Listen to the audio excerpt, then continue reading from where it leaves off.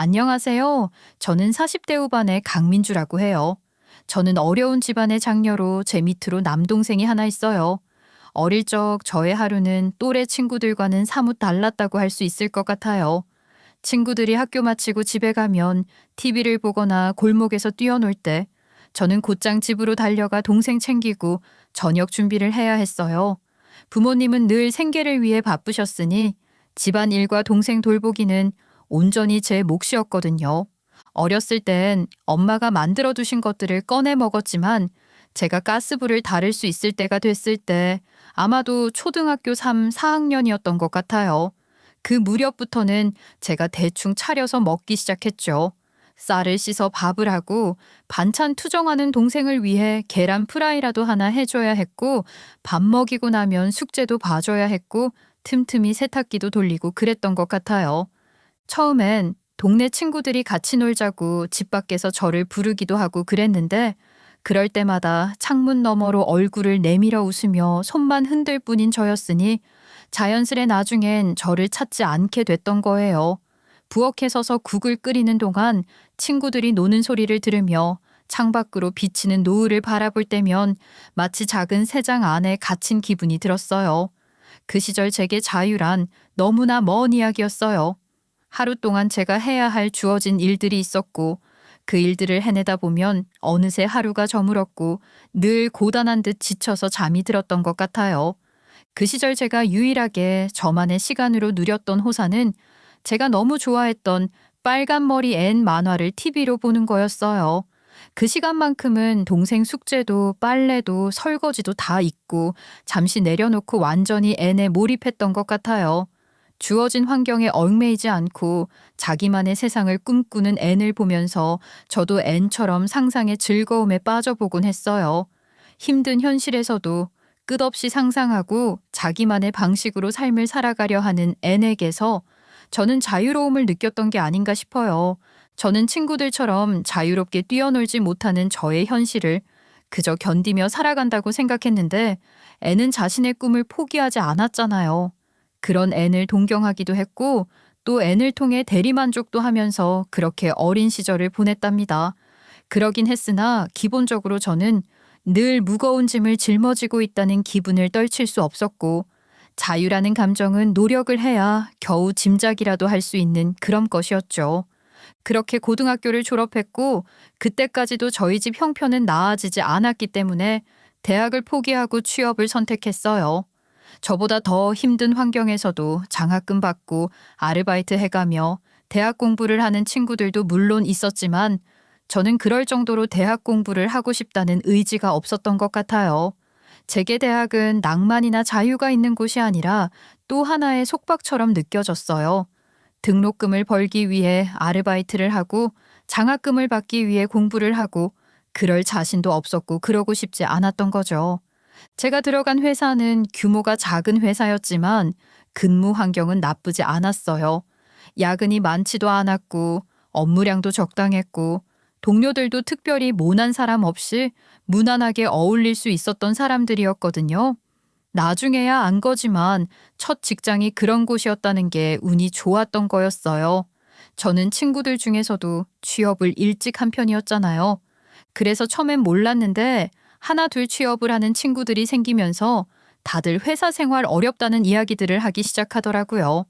제가 성격이 묻어난 걸 수도 있지만 객관적으로 비교할 수 있는 야근을 비롯한 근무 시간 같은 것에서도 저희 회사 환경이 좋은 거였어요. 그렇게 또 한 번 감사하며 회사 생활을 열심히 했죠. 회사 다닌 지 3년 차쯤 됐을 때 저희 회사에 아주 특이한 사람이 입사를 했는데 정말이지 그야말로 자유로운 영혼을 가진 사람이었어요. 첫인상부터 진짜 특이하다는 인상을 주는 사람이었는데 그 사람이 제 남편이 되었답니다. 남편은 경력직으로 저희 회사에 입사한 사람이었거든요. 제가 입사한 이래 저 같은 신입이 아닌 경력직 사원이 입사한 적이 없었기 때문에 저를 비롯한 다른 직원들은 다소 긴장한 것 같았어요. 기대감과 경계심이 섞인 묘한 기운이 감돌았던 것 같아요. 경력직이라고 해서 그리 높은 직급은 아니고 3년 경력이 전부이긴 했지만 저희 회사에서 학벌이 제일 좋은 직원이 들어온다고 대표님이 하도 설레발을 치셨던 덕분이기도 했어요. 그렇게 모두의 이목이 집중된 남편의 첫 출근일. 그래도 첫 출근일이면 좀 일찍 올 법도 한데 출근 시간 아슬아슬하게 직원들 중 꼴찌로 출근을 하더라고요. 게다가 그 모습이 단박에 눈에 띄었던 겁니다. 일단 머리는 어깨까지 오는 장발로 풀어헤쳐 아주 산발이었고 시원하게 찢어진 청바지에 늘어진 티셔츠, 발에는 운동화도 아닌 슬리퍼를 신었고 손목에서는 여러 개의 팔찌가 부딪히며 소리를 냈어요. 거기다 무슨 예술 작품처럼 보이는 그래픽이 가득한 빈티지 재킷을 입고 온 겁니다. 그 모습은 최신 유행도 아니고 그저 본인 마음에 드는 옷들로 한껏 편하게 입은 것이었고 그렇게 완벽하게 자신만의 스타일을 온몸으로 드러내는 것 같았어요. 그런 모습으로 들어와서는 간단하게 인사를 하고 성큼성큼 자기 자리를 찾아 앉는 거예요. 아무런 신경도 쓰지 않는 것 같은 그런 모습에 다들 눈이 휘둥그레해지며 당황하는 기색이 역력했죠. 제 옆자리 대리님도 바로 제게 눈빛을 보내며 속삭이더라고요. 뭐야? 저 사람이 그 학벌 좋다는 그 사람이야? 진짜 저렇게 입고 출근한다고? 그것도 첫날에? 와, 저래도 되는 거야? 그러게요, 대리님. 확실히 많이 튀네요. 아이, 아무리 자유복장이라고 해도 최소한으로 지켜야 하는 건 있는 건데 말이에요. 내 말이. 아이, 뭐 첫날부터 튀고 싶어 안달이 난 거야, 뭐야? 분위기 파악이고 뭐고 아예 상관없다는 거잖아. 학벌 좋다고 대표님이 입사 전부터 호들갑 떠셨다는데 자신 있나 보죠, 뭐. 아유, 몰라. 난 저 사람이랑 정말 안 맞을 것 같다. 아, 벌써부터 재수없어. 제 바로 옆자리 대리님뿐만 아니라 대부분의 직원들이 다 비슷하게 생각했을 거예요. 저희 회사가 직원이 그리 많지도 않고 대체적으로 자유로운 분위기이긴 하지만 아무리 그래도 남편처럼 그런 복장으로 출근하는 직원은 한 사람도 없었거든요. 한 여름에도 여직원들은 민소매 입기도 좀 조심스럽다고 할 정도였어요. 그때만 해도 그런 분위기였던 것 같아요. 그러니 남편이 얼마나 파격적인 등장을 한 것이었는지 짐작을 하시겠죠. 팀장님도 부장님도 헛기침을 몇 번이나 하시면서 서로 눈치를 주고받으시더라고요. 그래도 섣불리 뭐라고 겉으로 내색해서 말씀을 하시진 않으셨는데 다들 대표님이 오셔서 뭐라고 한마디 해주시기만을 기다리고 있었던 건지도 모르겠어요. 어디 길거리에서 봐도 튀어 보일 것 같은 그런 차림으로 첫 출근을 했으니 저보다도 윗세대이신 팀장님, 부장님은 물론이고 대표님도 절대 좋아할 리가 없다 싶었으니까요. 드디어 대표님이 출근하셨고 모두의 눈과 귀는 대표님과 남편에게도 쏠렸어요. 아이고, 이준영 씨, 드디어 첫 출근일이군요. 아, 내가 준영 씨 얼마나 기다렸는지 몰라. 아유, 근데 복장이 아주 근사하네. 역시 멋있는 사람이야. 아닙니다, 대표님.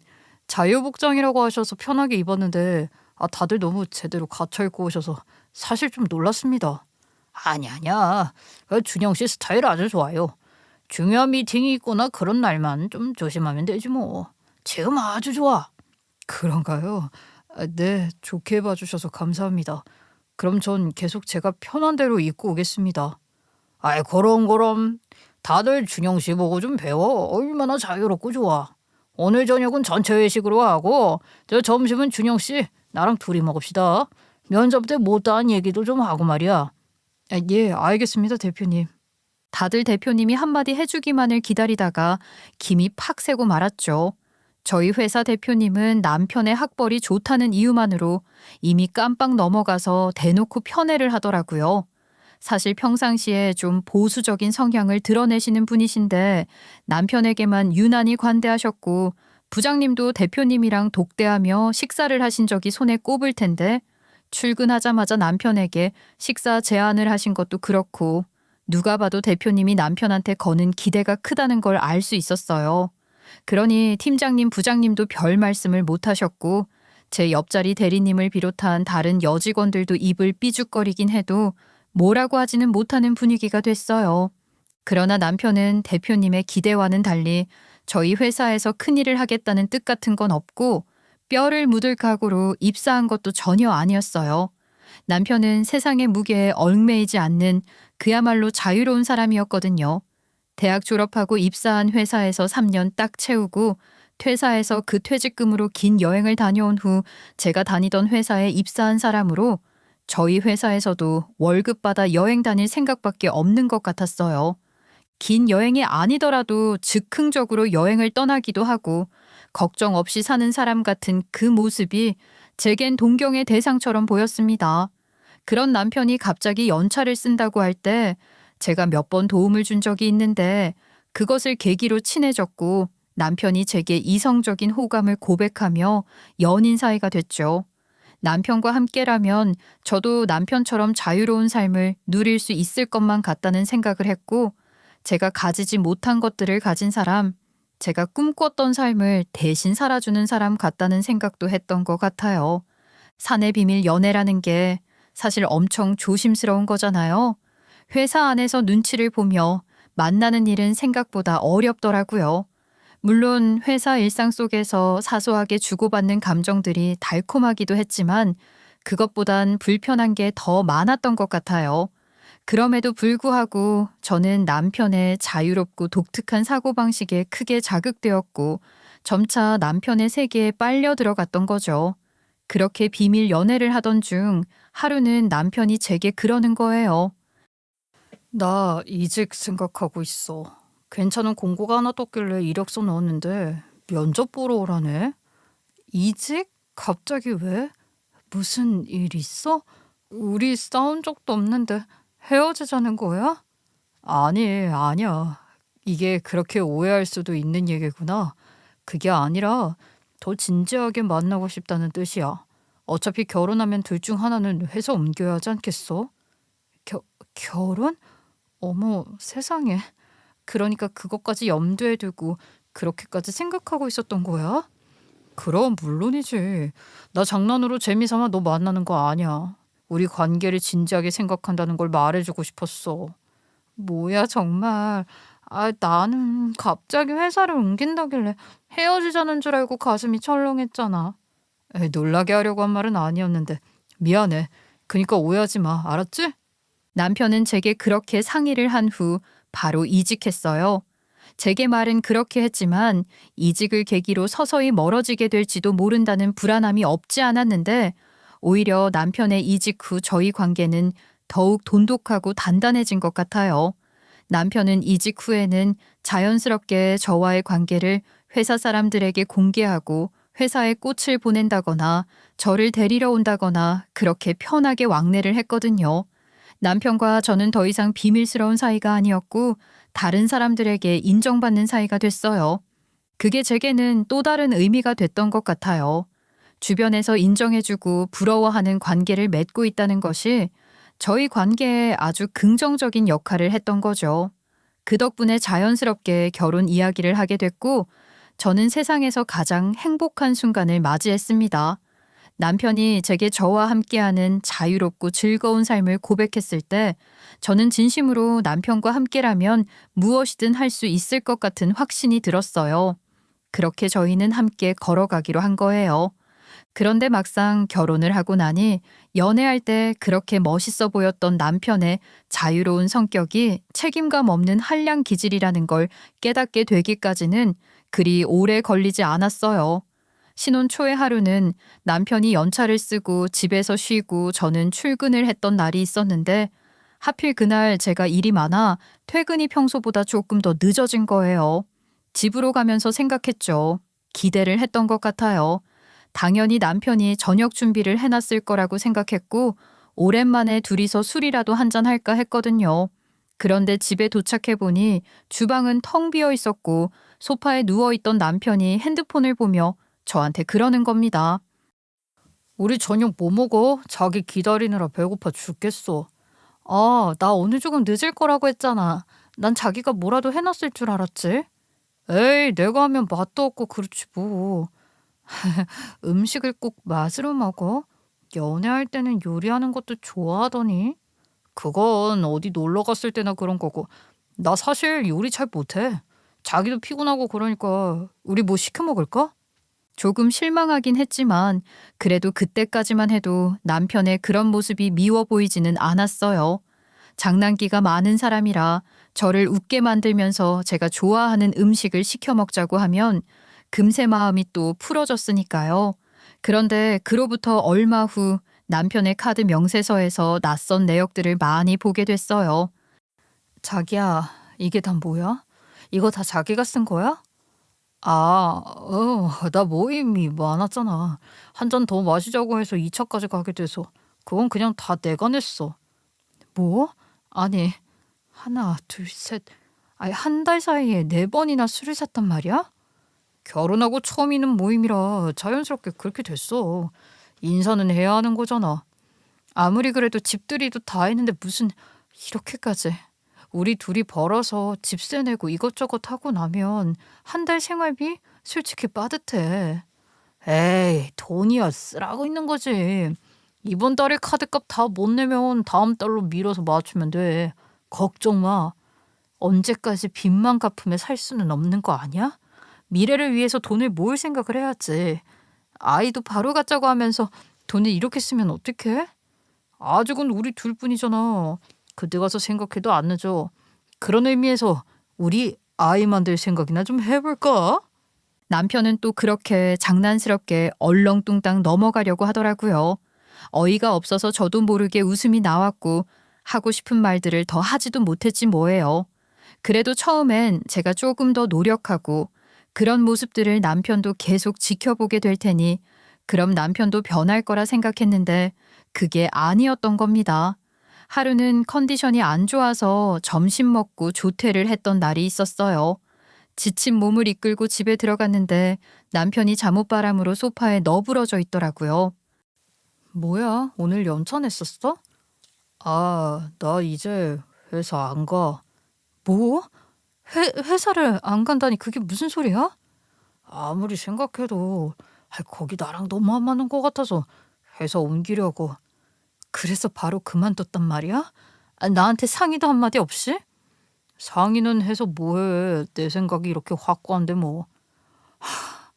그러면 다음 계획은 있어? 옮겨갈 회사라도 정해놓은 거야?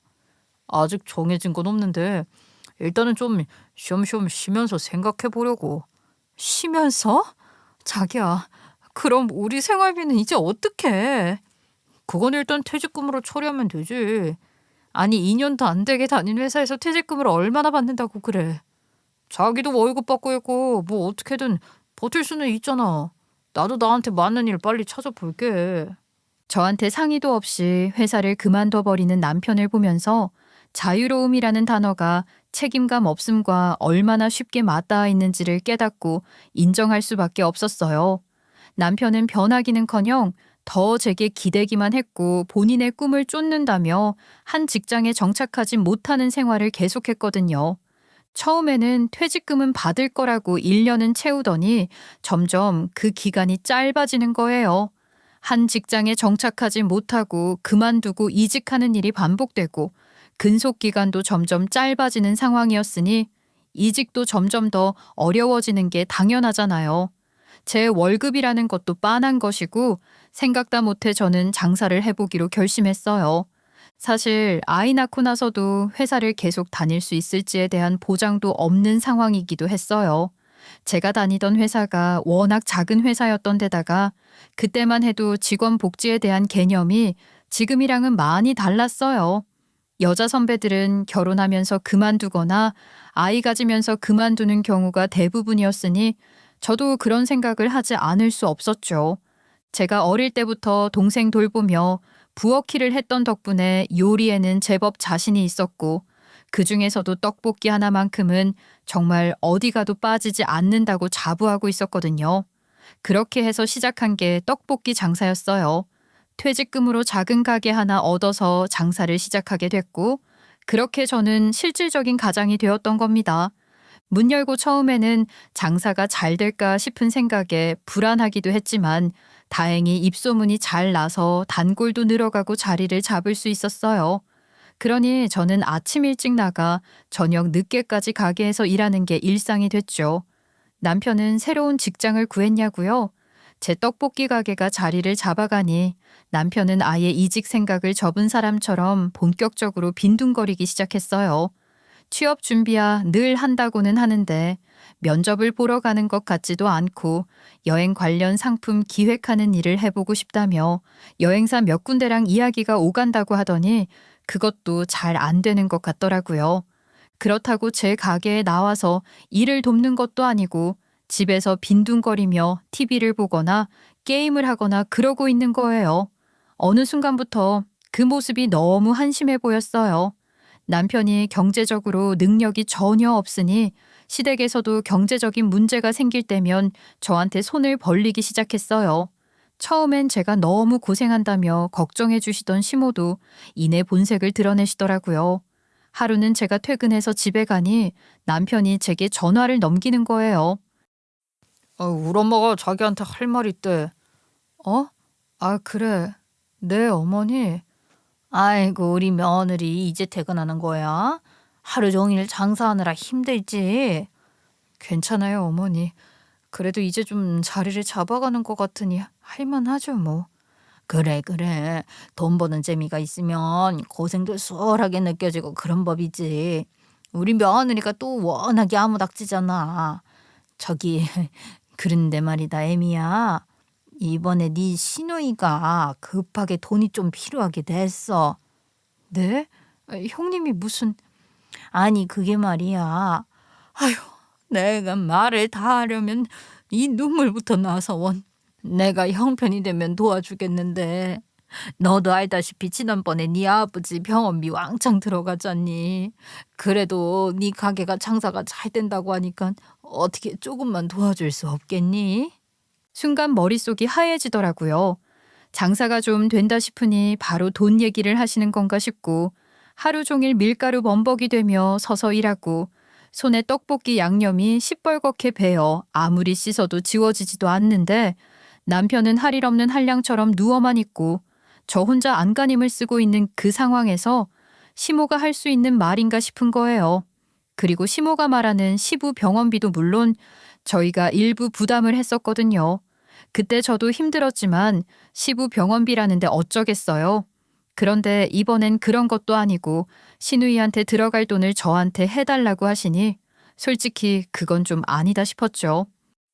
어머니, 사실 저도 아직 장사가 잘 된다고 하긴 어렵고 이제 겨우겨우 자리를 잡아가는 중이거든요.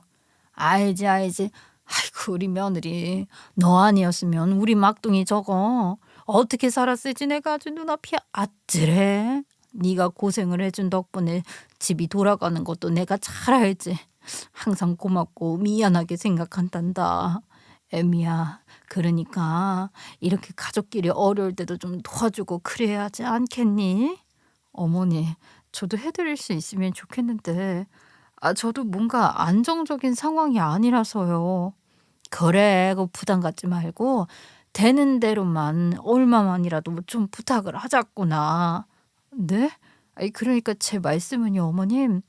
네 상황도 내가 충분히 다 아니까 내 얘기만 할 수는 없지. 네가 해줄 수 있는 만큼만 부탁하마. 며칠 안에 만들 수 있는 정도만이라도 좀 보내다오. 그렇게 막무가내로 되는 대로 얼마만이라도 보내라고 하는데 도저히 더는 대답할 힘이 나질 않더라고요. 전화를 끊고 나니 남편이 제 표정을 살피는 거예요. 물론 제가 퇴근하기 전에 시모랑 남편은 이미 많은 얘기를 했겠죠. 남편은 위로 나이터울이 많이 나는 누나가 한 명 있었고 시모는 남편을 워낙 애지중지 키운 터라 여전히 철없는 자식처럼 대하는 경향이 있었어요. 그러면서 이제는 아예 대놓고 제게 그 자식 부양하는 역할을 부탁하더니 거기다 시누이한테 보낼 돈까지 해달라고 하시는 겁니다. 억울하고 화도 났어요. 왜 안 그랬겠어요? 그렇지만 제가 손을 놓아버리면 제 가정은 그대로 무너질 것 같았거든요. 부모님께 받은 교육 때문이기도 하고 저 스스로도 가정을 유지해야 한다는 책임감이 강했어요. 아무리 남편이 부족해도 제가 선택한 삶이니 제가 감당해야 한다고 생각했던 것 같아요. 이혼 생각은 안 해봤냐고요? 그 생각도 안 한 게 아니에요. 그러나 가족을 지켜야 한다는 강박 같은 게 있었나 봐요. 제가 어린 시절에 부모님이 바쁘셔서 제대로 돌봄을 받지 못하고 자랐잖아요. 그것 때문인지 가족이 깨지는 것에 대한 두려움이 컸어요. 남편은 한량이기는 해도 다정한 사람이었고 나름대로의 방식으로 저를 위로하기도 했으니 정을 떼는 게 쉽지 않았습니다. 그러는 동안 저희 부부 사이에는 아이도 생겼죠. 아이 둘 낳고 키우는 동안에는 남편의 그런 면모가 더 빛이 났어요. 아이들과 잘 놀아주는 좋은 아빠의 모습만으로도 저는 제 가정을 지킬 가치가 충분히 있다고 생각했어요. 그렇게 아이 낳고 살던 어느 명절 시댁에 갔더니 예상치 못한 광경이 펼쳐져 있더라고요. 시댁 거실 한가운데에 시누이가 아주 편한 차림으로 앉아 있는 겁니다. 처음에 시모가 제게 시누이 일로 돈 얘기를 했을 때부터 그 돈이 정확하게 무엇 때문에 필요한 것인지 제대로 된 설명을 해주지 않았고 남편도 어물쩍 넘어가더니 분명 시누이 신변에 무슨 변화가 생긴 게 분명해 보였어요. 그런데도 시누이는 아무렇지도 않은 태연한 표정으로 소파에 눕다시피 앉아서는 들어서는 저를 보고 인사를 하는 거예요. 옳게 왔어? 오늘은 가게 쉬는 거 아니야? 더 일찍 올 줄 알았더니. 네? 가게 잠깐 해놓을 일이 좀 있었어요. 그런데 형님은 언제 오셨어요? 애미야. 네가 아직 몰랐구나. 너희 시누이 얼마 전에 이혼하고 여기 들어와서 살고 있어. 이혼이요? 아니, 언제? 저는 전혀 몰랐어요. 당신, 왜 나한테는 말도 안 했어? 그게, 그러니까. 아유, 그거야. 네가 워낙 바쁘잖니. 괜히 걱정 끼칠까 봐 그랬겠지. 가족끼리야 뭐 그렇게 시시콜콜 이야기하지 않아도 다 이해하고 그러는 거지 뭐. 안 그러냐? 왜 이렇게 뭘 그렇게 예민한 게 그래? 내가 이혼하고 광고 안 했다고 그게 불만이야? 아니, 그런 게 아니라, 네, 제 입장에서는 그동안 형님 돕는다고 돈도 몇 차례 해드렸는데, 뚜렷하게 무슨 일인지도 몰랐고, 그러다 갑자기 이혼하셨다고 하니까, 뭐야? 그러니까 옳게 돈 받았으니까 옳게한테 뭐 보고라도 했어야 한다는 뜻이야? 보고가 아니라 최소한 저한테도 알 권리는 있지 않나 싶어서요. 돕는 입장에서 최소한 이유 정도는 알려주셨으면 좋았을 것 같아요. 그게 그 말 아니야. 돈 몇 푼 도와줬다고 갑질이라도 하겠다는 거야? 갑질이라뇨, 형님. 무슨 말씀을 그렇게 하세요. 저는 최소한의 예의에 대해서 말씀드리는 거예요. 그래, 애미야. 네 말 무슨 말인지 다 안다. 아유, 그렇다고 좋은 날 이명절에 이렇게 언성까지 높여가며 그러지는 말자꾸나. 쟤도 이혼하고 그러느라 힘들어서 그런 거야. 며느라, 네가 이해를 좀 해다오. 시모는 늘 그런 식으로 제게 온화한 표정을 지으며 이해와 희생을 강요하시는 분이셨어요. 그날도 시누이처럼 제게 화를 내거나 목소리를 높이지는 않으셨지만 부드러운 목소리로 제게 이해할 것을 요구하시는 거잖아요. 남편은 그 상황에서 한마디도 거들지 않더니 시누이 옆에 앉아서는 남매지간의 회포라도 푸는 것인지 그렇게 다정하게 무슨 이야기를 한참을 하더라고요. 그 상황에서 제가 무슨 말을 더 하려고 했다가는 시모 말처럼 좋은 명절 날 저만 분위기 망치려는 사람이 될 것 같았어요. 저는 깊게 한숨을 내쉬며 명절 상차리는 준비를 했어요. 늘 그렇게 저는 많이 참는 것에 익숙해졌던 것 같아요.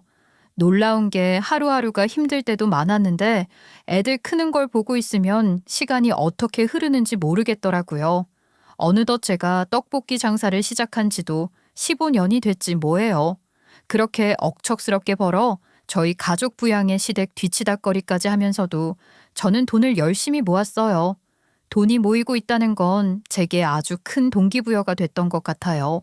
그렇게 노력한 끝에 드디어 꿈에 그리던 1억이라는 돈을 만들게 됐답니다. 1억만 만들면 그 돈 보태서 아파트로 이사 가고 싶었거든요. 신혼집에서 둘째까지 낳고 나니 집이 너무 좁아 한번 이사를 너무 하고 싶었는데 형편이 안 돼서 그렇게 못했어요. 애들 밑에 돈이 어찌나 많이 들어가는지 아침부터 밤까지 일을 해도 돈을 모으는 게 쉽지 않았죠. 적금을 꼬박꼬박 넣으면서 이 돈 다 모아지면 이사부터 하자 하며 일을 꽉 깨물었고 그렇게 15년 만에 1억을 모았으니 제가 얼마나 설렜겠어요.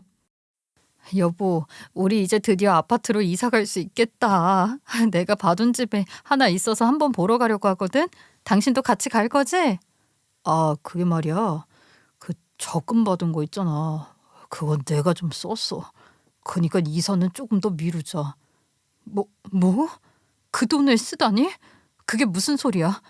1억을 그걸 다 썼다는 거야? 아예 그렇게 됐어. 당신한테 미리 상의 못했는데 그럴 일이 좀 있었어. 대체 무슨 일인데? 무슨 일인데 어디다 그 돈 1억을 다 썼다는 거야? 나한테는 말도 없이 그래도 되는 거야? 아니 그게 사실은 그걸로 저 누나 대출금 갚아줬어. 뭐? 뭐라고?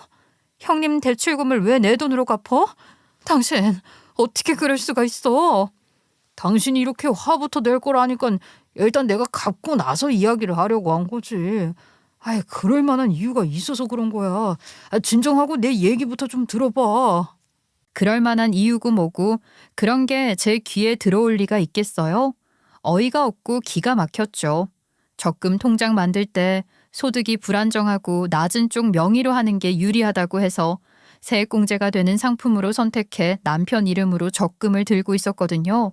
명의만 남편 명의이지 그 적금은 오로지 제가 번 돈으로 넣은 제 적금인데 만기가 되자마자 남편이 그걸 홀라당 빼다가 시누이 대출을 갚아줬다니 이게 말이나 되는 일인가요? 그러면서도 아주 당당한 거예요. 제가 화를 낼까봐 저한테 말도 없이 그렇게 저지른 거라는 소리를 하는데 미안한 기색이라곤 없었어요. 오히려 그렇게 화를 내는 저를 신부 고약한 사람으로 만드는 것 같았죠. 내가 지금 화를 안 내게 생겼어? 내가 그 돈을 어떻게 모은 건데? 장장 15년이야. 15년을 생고생해서 모은 돈인데 한 번 만져보지도 못하고 도둑 맞은 거나 다름없잖아. 도둑 맞았더니 여보 그렇게 생각하면 안 되지.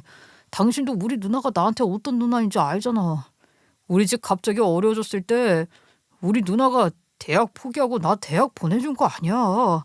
난 우리 누나한테 정말 잘해야 돼. 뭐라는 거야. 형님 대학 안 간 건 성적도 성적이거니와 미용기술 배울 거라고 본인이 가기 싫다고 해서 안 간 거 다 아는데 뭔 헛소리야. 당신도 참 그 말을 곧대로 믿어? 그거야 다 누나가 내가 너무 미안하게 생각할까 봐 내 생각해서 그러는 거지. 어머님한테 들은 얘긴데 무슨 소리야. 형님이 고등학교 다닐 때부터 자기 머리 파마하고 막 그래서 학교에 불려가신 적도 있으시다던데. 엄마도 그 괜히 일부러 그러시는 거야. 나 때문에 누나가 대학 포기했다고 하면 나나 당신이 너무 마음 쓸 것 같으니까 그러지 말라고 일부러 배려해 주신 거지. 무슨 소리야. 형님한테 보낼 돈 부탁하시면서 온갖 얘기 다 하시면서도 그런 말씀 안 하시더라. 그게 사실이니까 그런 거 아니야? 뭐 어쨌든 그게 그렇게 중요하니? 우리 누나 이혼하고 저렇게 힘들게 사는데 나 때문에 희생했던 게 아니라도 내가 동생으로서 그 정도는 해줘야 하는 거 아니냐고. 동생으로서 그렇게 하고 싶으면 당신이 번 돈으로 돕던가 왜 내가 번 돈으로 왜 당신 마음대로 써제끼는 건데. 왜 그래 우리 부부잖아. 지금 우리 사이에 그렇게 편가르기라도 하자는 거야. 이게 지금 그런 식으로 말할 일이야? 돈이 1억이야 1억. 1억이 걸린 일이라고. 1억을 모아본 적이라도 있기나 해? 어떻게 그 돈을 그렇게 써? 너무 그러지 마. 결국 다 우리 가족을 위한 일이잖아. 제 적금으로 시누이 빚을 갚아줬다는 남편의 말에 귀를 의심했고 그 모든 것이 다 우리 가족을 위한 일이라는 말에 피식 웃음이 나왔습니다. 우리 가족이라니? 도대체 그 우리 가족이라는 말에 저는 포함이 되는 걸까요? 제가 아는 가족은 서로 의논하고 함께 결정하는 사람들이에요. 하지만 남편에게 저는 그저 돈을 벌어오는 기계였고 시누이를 위해 희생하는 것이 당연한 존재일 뿐이었던 거잖아요. 우리 가족을 위하는 일이라니 정말이지 비웃음이 나오지 않을 수가 없었어요.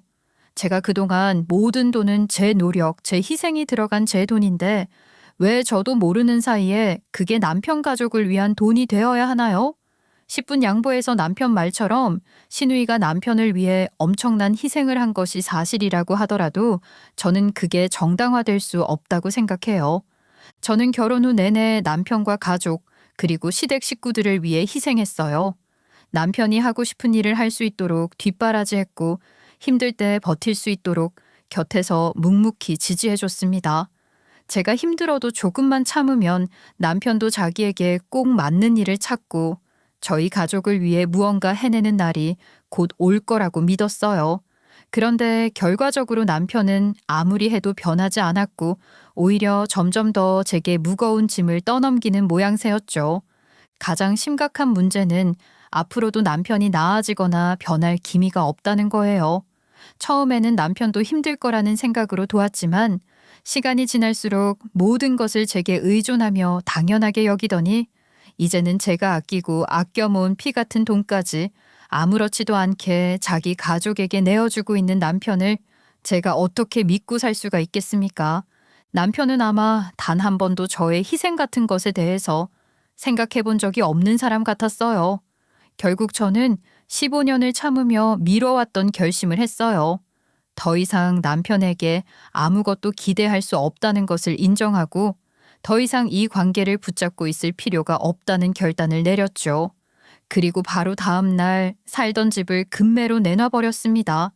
조금 싸게 내놨더니 바로 집을 보겠다는 사람이 있다고 부동산에서 연락이 오더라고요. 어차피 남편이 늘 집에 있으니 집 보러 와도 된다고 했고 남편은 어리둥절한 채로 집을 보여주고는 제게 전화를 바리바리 하는 거예요. 바쁘기도 바빴지만 전화로 어쩌고 저쩌고 상대하고 싶지 않아서 집에 가서 이야기하자 하고 모른 척했어요. 그렇게 퇴근을 하니 남편은 물론이고 시모의 시누이까지 와서는 저를 기다리고 있는 거예요. 한눈에도 잔뜩 날이 서서는 마치 포획된 사냥감을 기다리는 맹수들처럼 저를 쳐다보더군요. 이게 무슨 소리야? 집을 내놨어? 누구 맘대로? 이게 뭐 하는 짓이야? 왜? 내 집이잖아. 내 집 내가 처분하겠다는데 뭐 문제 있어? 아이씨, 그걸 말이라고 해? 이 집 명의가 당신 거면 당신 마음대로 해도 되는 거냐고. 어머, 정말 재밌네. 명의만 당신 거고 완벽하게 내 돈이었던 적금도 당신 마음대로 해놓고 내 돈으로 산 내 명의 내 집을 내놓은 것 가지고 왜 네가 난리야? 그러니까 그 돈으로 내 빚 갚아준 거 그것 때문에 무슨 보복이라도 할 셈으로 이런다는 거야? 아유 옳게 아무리 그래도 집을 내놓다니 게다가 금매로 싸게 내놨다며 옳게 바보야? 남편한테 시위하자고 손해보는 짓을 해? 형님 제가 지금 고작 시위하자고 집을 내놨다고 생각하세요? 지금이라도 집 내놓은 거 당장 취소해. 그럼 더 이상 문제 삼지는 않을 테니까 이쯤에서 서로 마무리하자고. 서로 마무리를 해? 뭔 소리야? 내가 집 내놓은 걸로 당신이 내 돈 1억 훔쳐간 걸 퉁치자는 뭐 그런 얘기니? 훔쳐갔다니 그 말 조심해. 이게 훔친 거 아니면 뭐야. 나 절대로 그냥 안 넘어가. 이제 시작이니까 그렇게 알아. 예, 애미야. 아유 정말 서운하구나. 네가 우리한테 어떻게 이럴 수가 있니? 내가 그동안 너한테 얼마나 잘해줬는데 나 너한테 싫은 소리 한 번을 한 적이 없다. 당연하죠. 제가 싫은 소리 들을 짓을 한 게 없잖아요. 어머니 늘 입버릇처럼 말씀하셨잖아요. 매일 얻고 다녀도 시원찮다고요, 며느리를. 그게 사실이죠. 저는 정말 최선을 다해 살았어요. 그래서 지금 그 뭐 생색이라도 내겠다는 거냐? 오냐오냐 했더니 이렇게 번색을 드러내는 거야? 이그 배응망덕도 유분수지. 저런저런 독한 년을 봤나? 이제 막말까지 하시네요. 제가 보기엔 본색을 드러내는 건 어머님 같은데요. 아주 당당하게 그 말을 내뱉는데 저도 모르게 어깨가 쫙 펴지고 심장이 뻥 뚫리는 것 같았어요. 그간 저는 그렇게 열심히 가족들 부양하면서도 허튼 생색 한 번 제대로 낸 적이 없어요. 가뜩이나 위축되어 있는 남편이 자칫 상처를 받을까 저 나름대로 조심하고 배려했던 거죠. 그건 시댁에서도 마찬가지였어요. 돈 좀 번다고 며느리 노릇 소홀하게 한다는 소리 듣기 싫어서 정말 잘하려고 노력했어요. 물론 시모도 제게 잘해주시기는 하셨죠. 그러나 그러면서 끊임없이 제게 돈 부탁을 하셨고 이제 일이 이렇게 되고 나니 독한 년이라는 소리까지 하며 제게 얼굴을 바꾸는 걸 보니 그동안 웃는 얼굴로 제 돈 받아 가셨던 거라고밖에 생각이 안 드는 겁니다. 저희 살던 집이 명의만 남편 거였던 제 적금처럼 명의만 제 것이었던 집도 아니고 그야말로 완벽한 제 집이었거든요. 결혼할 때 양가에서 도움받는 건 전혀 없었고 남편은 월급이고 퇴직금이고 생기는 족족 여행 다니기 바쁜 사람이었으니 모아놓은 돈이 있었을 리가 없고 빚까지 있었는데 그나마 제가 모아둔 돈에 제 이름으로 대출받아 전세 얻었던 신혼집이었고 이후 집주인이 좋은 가격으로 집을 내놔 제가 번 돈으로 산 것인데 당연히 제 명의로 했던 겁니다. 그러니 남편이고 시모시누이 할 것 없이 뭐라고 해봤자 그런 소리가 저한테 먹힐 리가 없죠. 저는 그렇게 남편과 함께 살던 그 집을 처분하고 바로 이혼을 요구했습니다. 제가 이혼 얘기를 꺼내자 남편은 마치 예상이라도 했다는 듯이 피식 웃으며 그러더군요. 결국 그 소리야? 이혼? 누가 이혼하자 하면 뭐 겁낼 줄 알아? 잘 됐네. 나도 이혼하고 싶었어. 그래? 그럼 더 말할 것도 없네. 조건만 맞추면 되니까 내 조건 먼저 보내줄게. 그거 보고 이의 있으면 말해. 이의라고 할 만한 게 있을 수나 있을지 모르겠지만 말이야. 뭐 조건? 그런 걸 너 벌써 다 만들어놨단 말이야? 그럼 당연한 거 아니야? 하루라도 빨리 해치우고 싶으니까 협조해주면 좋겠다. 그래. 그럼 제대로 검토를 해보고 다시 얘기해. 이거 뭐 변호사라도 소개를 받아야 하나? 그건 알아서 하시고 시간이나 질질 끌지 마. 기세 좋게 나오던 남편은 생각했던 것과 다르게 일이 흘러간다 싶은지 당황하는 기색이 역력하며 말을 다 더듬으면서 애써 태연한 척하더라고요. 그 꼴도 너무 한심했지만 이제는 더 이상 그런 것들도 제게는 아무런 의미가 없는 거죠. 말 그대로 저는 이혼만 하면 되는 거였어요.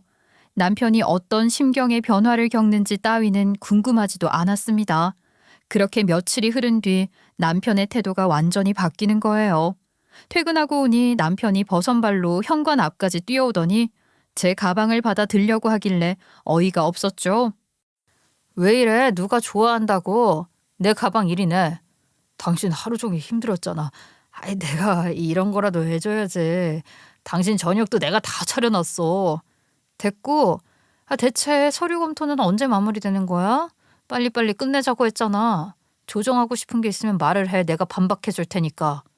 아니, 그게 그러니까 여보, 내가 정말 미안해. 뭐? 미안해? 뭐가? 나는 그딴 소리 듣고 싶지도 않아. 미안하면 빨리 이혼이나 해줘. 내가 그동안 너무 무심했지. 당신이 그렇게까지 힘든 줄 몰랐어. 대체 뭔 소리가 하고 싶어서 이러는 건데. 당신이 이혼 어쩌고 하니까 아이씨, 내가 그냥 막 허세를 한번 부린 거지. 내가 당신이랑 이혼을 하고 어떻게 살아. 허세? 아이고 진짜 어이없네.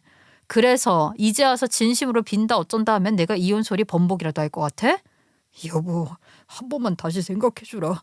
우리 다시 시작할 수 있어. 그러면서 남편은 갑자기 제 바짓가랑이를 잡고 늘어지더니 무릎까지 꿇고 각 잡고 앉아서 본격적으로 빌기 시작하는 겁니다. 자기가 다 잘못했다고. 이제부터 진짜 달라지겠다. 너 하고 싶은 거 다 해라. 자기가 다 맞춰줄 테니 제발 이혼만 하지 말자. 정말 지긋지긋했어요. 저는 남편의 손을 뿌리치며 제가 원하는 건 단 한 가지. 너란 인간이랑 끝내고 이혼하는 거라고 분명히 말해줬죠. 남편은 거의 울상이 되어 저를 쳐다보는 거예요. 그렇게 기세등등하더니 아무리 생각해도 혼자 살 자신은 없었나 보죠. 저는 그런 남편의 모습을 봐도 전혀 마음이 흔들리지 않았어요. 사람은 변하지 않는다고 하잖아요. 남편은 앞으로도 계속 제게 기대면서 제 인생을 갉아먹을 사람이라는 걸 저는 너무 잘 알고 있어요. 제 태도가 전혀 변하지 않으니 남편은 결국 눈물을 뚝뚝 흘리던데 그 모습을 보니 이미 오만정 다 떨어진 남편이 더 꼴 보기 싫었어요. 그러거나 말거나 저는 제 할 말 했죠. 이런 식으로 나오면 합의가 안 되는 거지. 그럼 바로 소송 들어갈 거니까 그 돈 아까우면 합의하는 게 좋을 거야. 여보, 정말 이럴 거야? 당신 나한테 진짜 이럴 수 있어? 정말로 나 버린다고? 아이, 거참 말 같지도 않은 소리 작작 좀 그만해.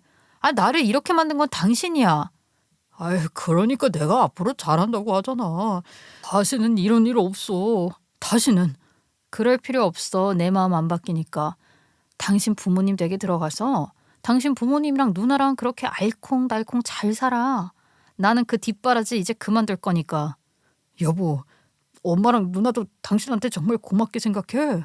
당신한테 제대로 인사도 하고 사과도 하고 싶다고, 지금이라도 오겠다고 난리야. 오든 말든 나는 더 들을 말 없으니까 마음대로 하시고. 아, 나 정말 피곤하거든? 그러니까 말 좀 그만 시켜. 남편은 그러고도 몇 차례나 더 제게 빌며 매달렸고, 더 이상 기다릴 수 없다고 판단한 제가 변호사 상담까지 하고 왔다고 하니 그제야 재산 분할 조정 어쩌고 하면서 얘기를 꺼내더라고요.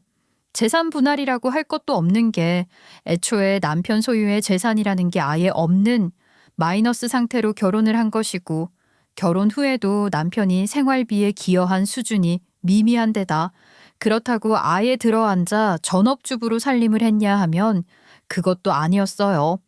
제가 회사 다닐 때부터 장사 시작하고 나서도 집안일은 어지간한 건 다 제가 했으니까요. 돌이켜 생각하니 저 정말 그렇게 어떻게 살았나 싶네요. 저 정말 대단하지 않나요? 어떻게 그렇게 살았냐고 미련하다고 하실 분들도 계실지 모르겠지만 저는 그게 정말 잘하는 거라고 생각하며 살았어요. 그게 저 자신은 물론이고 남편과 아이들, 저희 가족 모두를 위한 일이라고 믿었거든요.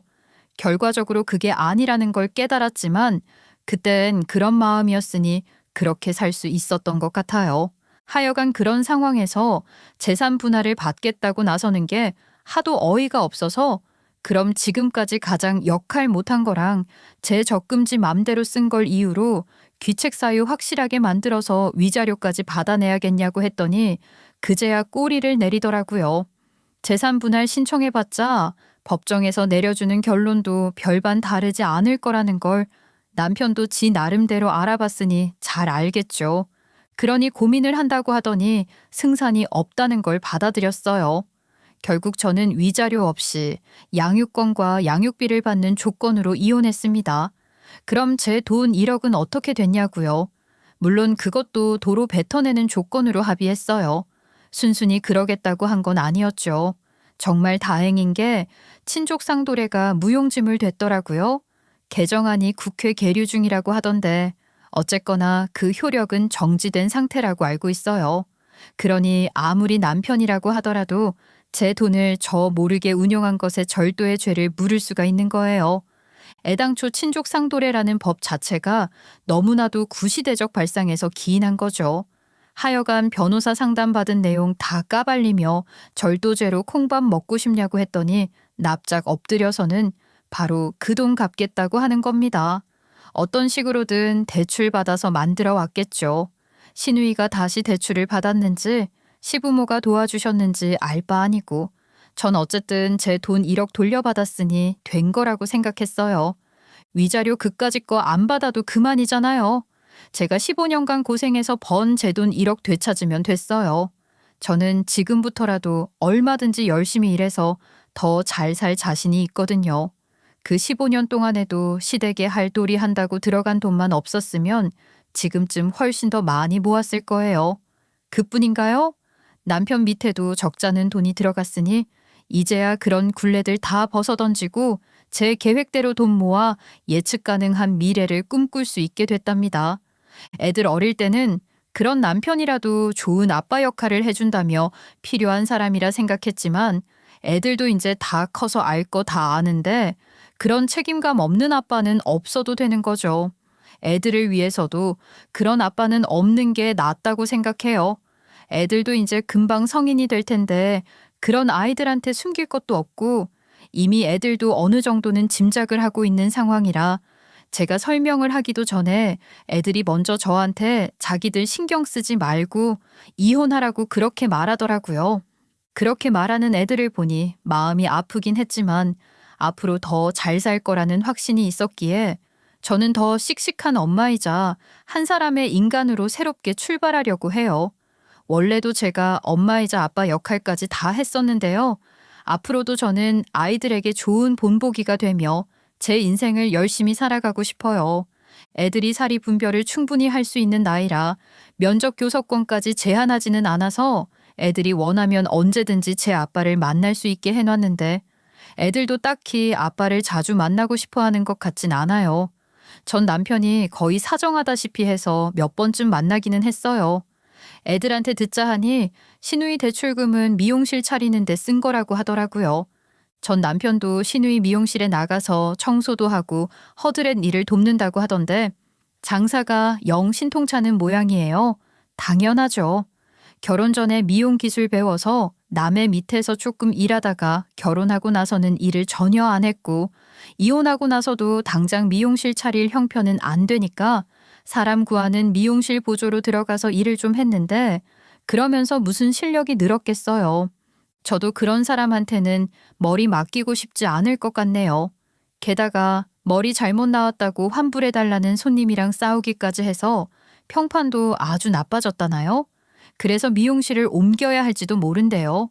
정말 역시나 그러고 산다는 소리를 들으니 한심했죠. 전 떡볶이 장사 지금 하는 것처럼 계속 하고 싶어요. 장사가 조금 잘 되니 가게를 넓히고 싶은 욕심도 생기고 그랬지만 섣불리 그러지는 않으려고요. 제가 감당할 수 있고 된다는 확신이 섰을 때 그때부터 차츰차츰 일을 키워가도 늦지 않는다고 생각해요. 지금처럼 저는 오늘 하루를 열심히 살아내는 것부터 충실하게 해내며 살고 싶어요. 여러분, 제 이야기를 이렇게 끝까지 들어주셔서 너무 감사합니다. 누군가 제 이야기를 귀 기울여 들어주고 있다는 것만으로도 위로가 될 줄 몰랐는데 제 이야기를 하면서 그런 느낌을 너무 많이 받았어요. 정말 감사합니다. 여러분들에게도 때로 힘든 일이 생길 수도 있겠지만 잘 이겨내고 더 좋은 일들을 맞이하시길 바랄게요. 제 이야기는 여기까지 하겠습니다. 감사합니다.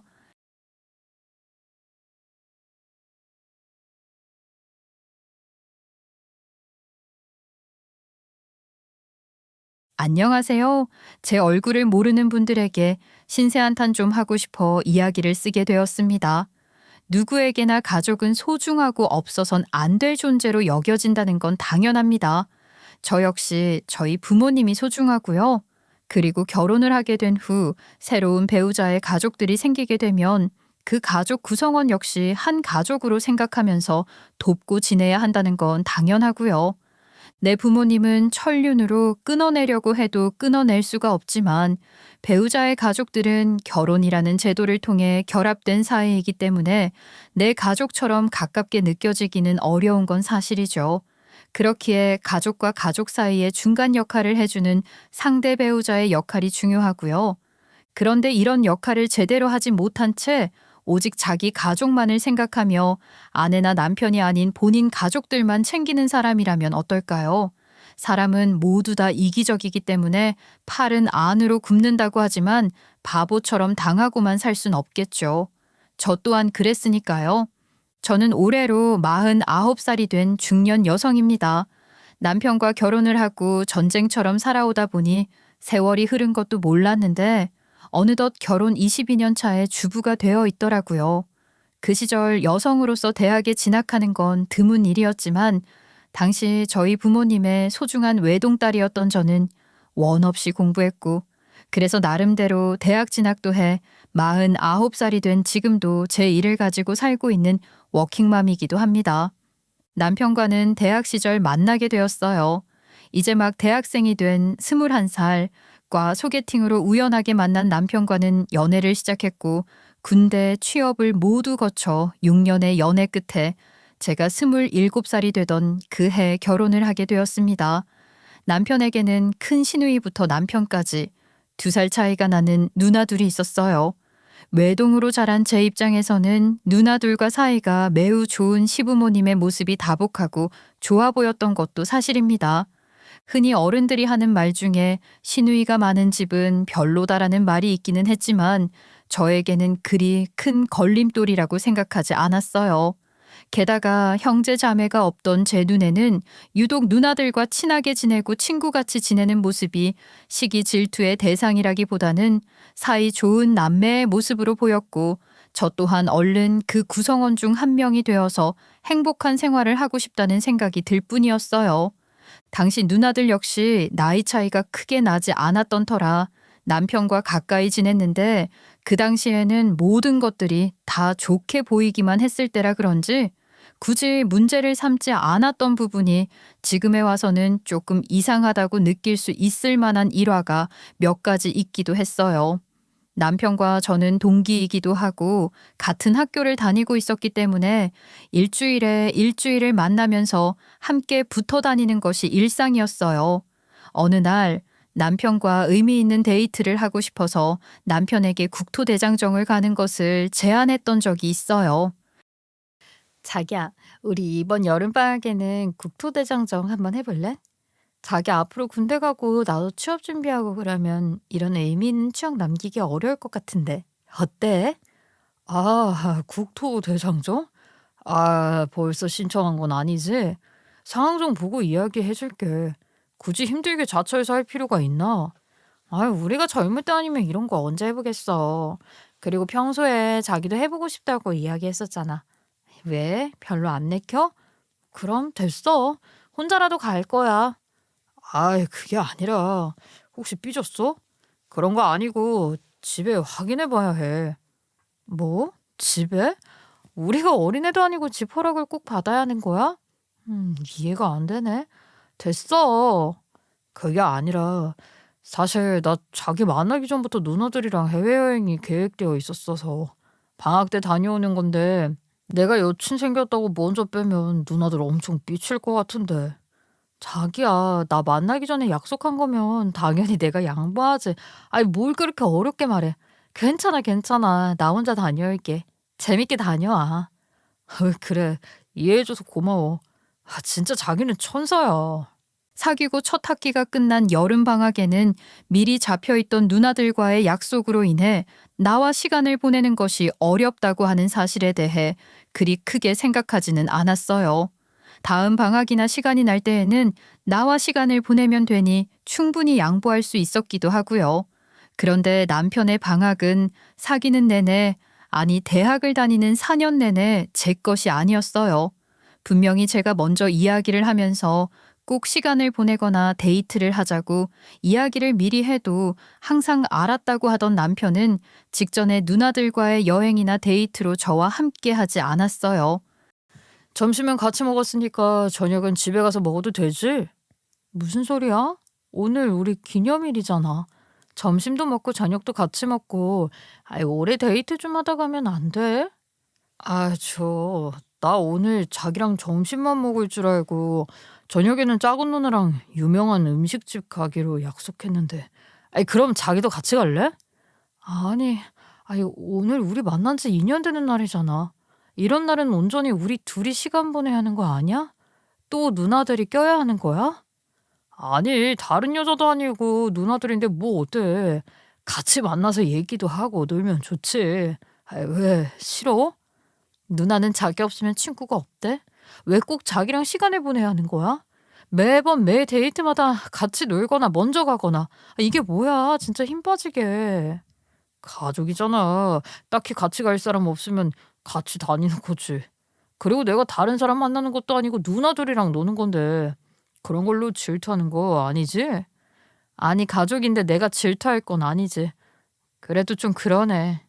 기념일에도 누나들과의 약속 때문에 일찍 집으로 들어가 버리거나 부모님 없이 누나들만 집에 있어서 빨리 들어가야 한다는 일도 많았어요. 심지어는 제가 함께 보려고 열심히 기다렸던 신작 영화를 저에게 상의도 없이 누나들과 미리 보고 온 후 저에게 봤다는 이야기를 하는 일들도 있었고요. 지금 생각해보면 그때 누나들과의 끔찍한 애정과 사람을 왜 빠르게 눈치채지 못했는지 싶기도 하네요. 사람은 역시 적응의 동물인지 처음에는 불만스러웠던 모든 일들이 6년이라는 시간 앞에서는 저도 모르게 적응을 하면서 그런 남편과 누나들의 관계가 당연하게 느껴지기 시작했어요. 그렇게 6년이라는 시간 동안 연애를 하고 취업을 해 결혼 정년기에 들면서 남편과 자연스럽게 결혼을 하게 되었고 남편과 매우 끈끈한 사이인 누나들을 직접 가족으로 맞이하게 되었어요. 첫 인사를 드리러 간 날 다정했던 시부모님 덕분에 불편함 없이 무사히 마칠 수 있기는 했어요. 다만 남편과 사이가 좋은 시누이들은 환영하는 듯 하기도 했지만 여자끼리만 느낄 수 있는 그런 신경전 아닌 신경전을 벌이면서 은근슬쩍 압박 아닌 압박을 주더라고요. 저 역시 눈치가 빠르다 보니 그런 기색을 전혀 못 느낀 건 아니었지만 그대로 저만 잘 한다면 별로 큰 문제가 없을 것이라고 생각했어요. 물론 이건 제 생각이었고 남편 생각은 전혀 달랐다는 걸 뒤늦게 알게 되었어요. 결혼을 할 당시 안전하게 살 수 있는 내 집 마련을 하면 좋았겠지만 형편상 그럴 수는 없는 상황이었어요. 그 시절은 집 매매를 하기에는 경제적 여건이 쉽지 않았고 보통의 사람들이 그러하듯 저희 역시 월세부터 차근차근 시작해 나갔어요. 다만 남편과 함께하는 맞벌이와 대학 시절부터 아르바이트란 아르바이트는 다 해가면서 악착같이 돈을 모아둔 덕분에 생각보다 빠르게 월세살이를 벗어날 수 있었고 그 덕에 서울 중심부의 전세까지 10년이라는 시간을 거쳐 올라올 수 있었어요. 저의 최종 꿈은 서울에서 안전하게 살 수 있는 내 집을 마련하는 것이었고 그 꿈을 위해서 결혼을 하고 난 후 아이를 낳고 나서도 끊임없이 일을 하면서 악착같이 버텼던 것도 사실이에요. 첫 아이를 낳고는 그래도 어느 정도 버틸만 했지만 둘째를 낳은 후부터는 사실 워킹맘으로 산다는 것 자체가 쉽지 않았기도 했어요. 툭하면 아이들 일로 연락이 오는 통에 회사 눈치를 보며 힘들게 버텨온 것도 사실이기도 했고요.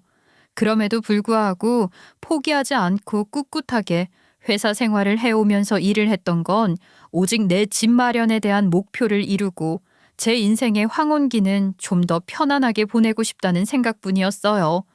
그렇게 6년 장기 연애를 하고 난 후 결혼을 하게 된 나와 남편은 별 다른 분쟁이나 문제 없이 지냈어요.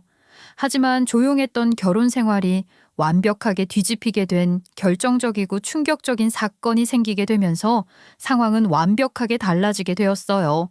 정말 크고 작은 일들이 많았지만 그 중에서도 가장 충격적이고 직접적으로 타격을 입게 된 사건은 바로 시아버지의 불륜 사건이었어요. 남편은 자상한 사람이었어요. 누나들과 사이가 좋은 것도 자상하고 워낙 가족밖에 모르는 성격이었기 때문이라고 생각했고 무엇보다도 시부모님의 사이가 너무 좋았기 때문에 남편 또한 그런 사람일 것이라고 생각했어요. 시아버지와 시어머니 두 분은 정말 오랜 시간 부부로 지내오셨음에도 불구하고 인고 부부셨거든요. 서로 언성 한 번을 높이는 일이 없었고 서로를 존중하고 배려하는 모습과 특히 시아버지의 시어머니 사랑이 극진한 모습을 보니 남편도 분명 그런 사람일 것이라고 생각했기도 해요. 이렇다 보니 당연히 시부모님 사이에 갈등이 생기거나 문제가 생길 것이라고는 정말 꿈에도 생각하지 못했던 것이 사실이에요. 그날도 평소와 같았고 특별한 일은 없었어요. 남편과 저녁 식사를 하고 있는 자리에서 남편의 휴대전화가 급하게 울렸고 누나로부터 전화 한 통이 왔어요.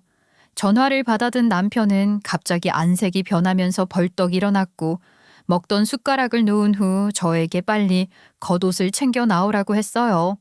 무슨 영문인지는 몰랐지만 갑자기 변한 남편의 얼굴색을 보고 보통 일은 아니구나 라고 생각했고 빨리 겉옷을 챙겨 남편을 따라 나섰어요.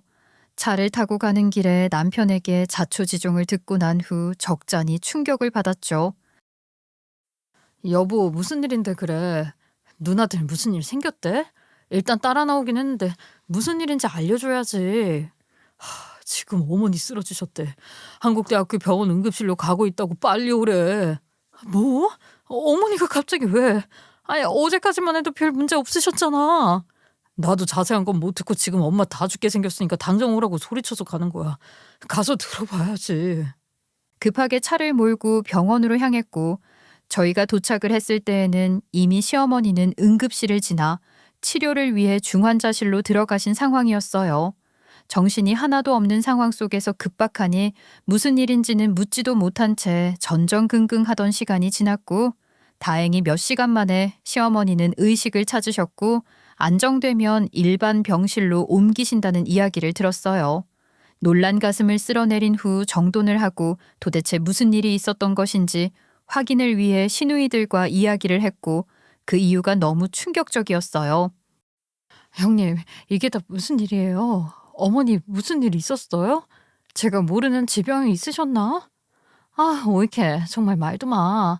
어이가 없어서 말도 안 나, 지금. 글쎄, 아버지가 엄마 모르게 10년이나 바람을 피우고 있었댄다. 네? 시아버지가요? 아니, 두 분 그렇게 사이가 좋았는데 무슨 소리예요? 내 말이 그동안 바람 안 걸리려고 쇼를 한 거지. 어제 저녁에 아버지가 술 드시고 늦게 들어오셨는데 엄마가 겉옷 정리하다가 처음 보는 휴대폰을 발견했댄다. 그리고 거기서 상간녀랑 연락한 거, 데이트한 거 다 나와 있었던 거지. 아, 어이가 없어서. 아니, 이게 말이 돼? 아버지 지금 어딨어? 아, 진짜 다 늙어서 이게 무슨 짓이야? 그러니까 말이야. 아, 난리통에 휴대전화는 꼭 쥐고 실려오셔서 지금 봤는데 진짜 내가 알던 우리 아빠 맞나 싶을 정도야. 너무 소름 돋는다고. 세상에. 아, 어머니 속상하셔서 어떡해요. 이러다가 잘못되시면 어떡해요? 진짜 우리 아버지 미친 거 아니야? 어떻게 10년씩이나 속이면서 바람을 피울 수가 있어? 엄마 잘못되기만 해. 아무리 아버지라도 내가 가만 안 둬 진짜. 남편은 시누이들이 하는 말을 듣고 화가 잔뜩 났는지 시아버지를 찾았어요. 시어머니가 쓰러진 후 구급차를 불러서 응급실로 데리고 오신 게 바로 시아버지였더라고요. 처음에는 왜 시어머니가 쓰러지게 된 것인지 절대 말을 하지 않다가 신우들과 남편이 강하게 채근하니 이야기를 하시더라고요. 걸리고 난 후에 시어머니와 언쟁을 좀 했고 이렇게 된 이상 밑 빠진 독에 물 부으면서 내가 벌은 돈 다 날리고 싶지 않으니 이혼을 하자고 했다고요. 그 말을 듣고 시어머니는 충격을 받아서 뒤로 넘어가셨고 시아버지가 그런 시어머니를 응급실로 데리고 오셨다는 것이었어요. 사실 당시에는 시아버지의 외도에 충격을 받아서 밑 빠진 독에 물을 붓는다는 말이나 내 돈을 다 날리고 싶지 않다는 말이 무슨 이야기인지 집중하지 않았어요. 오히려 시아버지는 그 상황에서도 당당했고 일단은 시어머니가 일어나는 것에 집중해야 하지 않겠냐면서 상황을 일단락시켰어요. 화가 나는 상황이지만 시어머니가 쓰러졌고 그 후유증으로 중풍 증상과 함께 실어증이 오셨던 상황이라서 어쩔 수 없이 병원 생활을 해야 하는 상황이었어요. 당장 생각지도 못했던 시어머니의 병원 생활은 곧 엄청난 병원비 지출을 해야 하는 상황이었기 때문에 시누이들과 남편 그리고 저 역시 엄청난 타격을 받게 되는 일이기도 했어요. 다행히도 시어머니는 곧 호전이 되셔서 병실을 옮기셨고 자식들끼리 남아 시아버지를 모시는 것과 병원비 지출 등에 대해 논의를 하려고 하는데 그런 저희 모두를 시아버지가 부르시더라고요. 그리고는 또 한 번 폭탄 선언을 하셨어요. 남편은 시아버지가 보기 싫은지 쳐다보지도 않았지만 무슨 이야기를 하는지 들어보려고 자리에 앉아서 이야기를 시작했고 그 이야기는 정말 또 한 번의 충격을 주는 일이었어요. 네 엄마가 호전됐으니 일전에 이야기했듯이 엄마와 헤어지고 싶다. 너희가 반대한데도 아니 나는 오늘부로 집을 나갈 것이고 각자 남처럼 살 것이니까 찾지 마라. 네? 엄마가 지금 이런 상태인데 아버지까지 왜 이러세요 정말. 아직도 정신 못 차리셨어요? 내가 그동안 얼마나 참고 살았는지 알면 너희가 나한테 그런 말 못한다. 나는 할 도리 다 해고 원망해도 할 말 없다. 지금 이렇게 가시면 엄마 잘못돼도 상관없다는 거예요? 이러시면 저희도 아버지 다시는 안 봐요. 돌아가신다고 해도 절대 안 본다고요.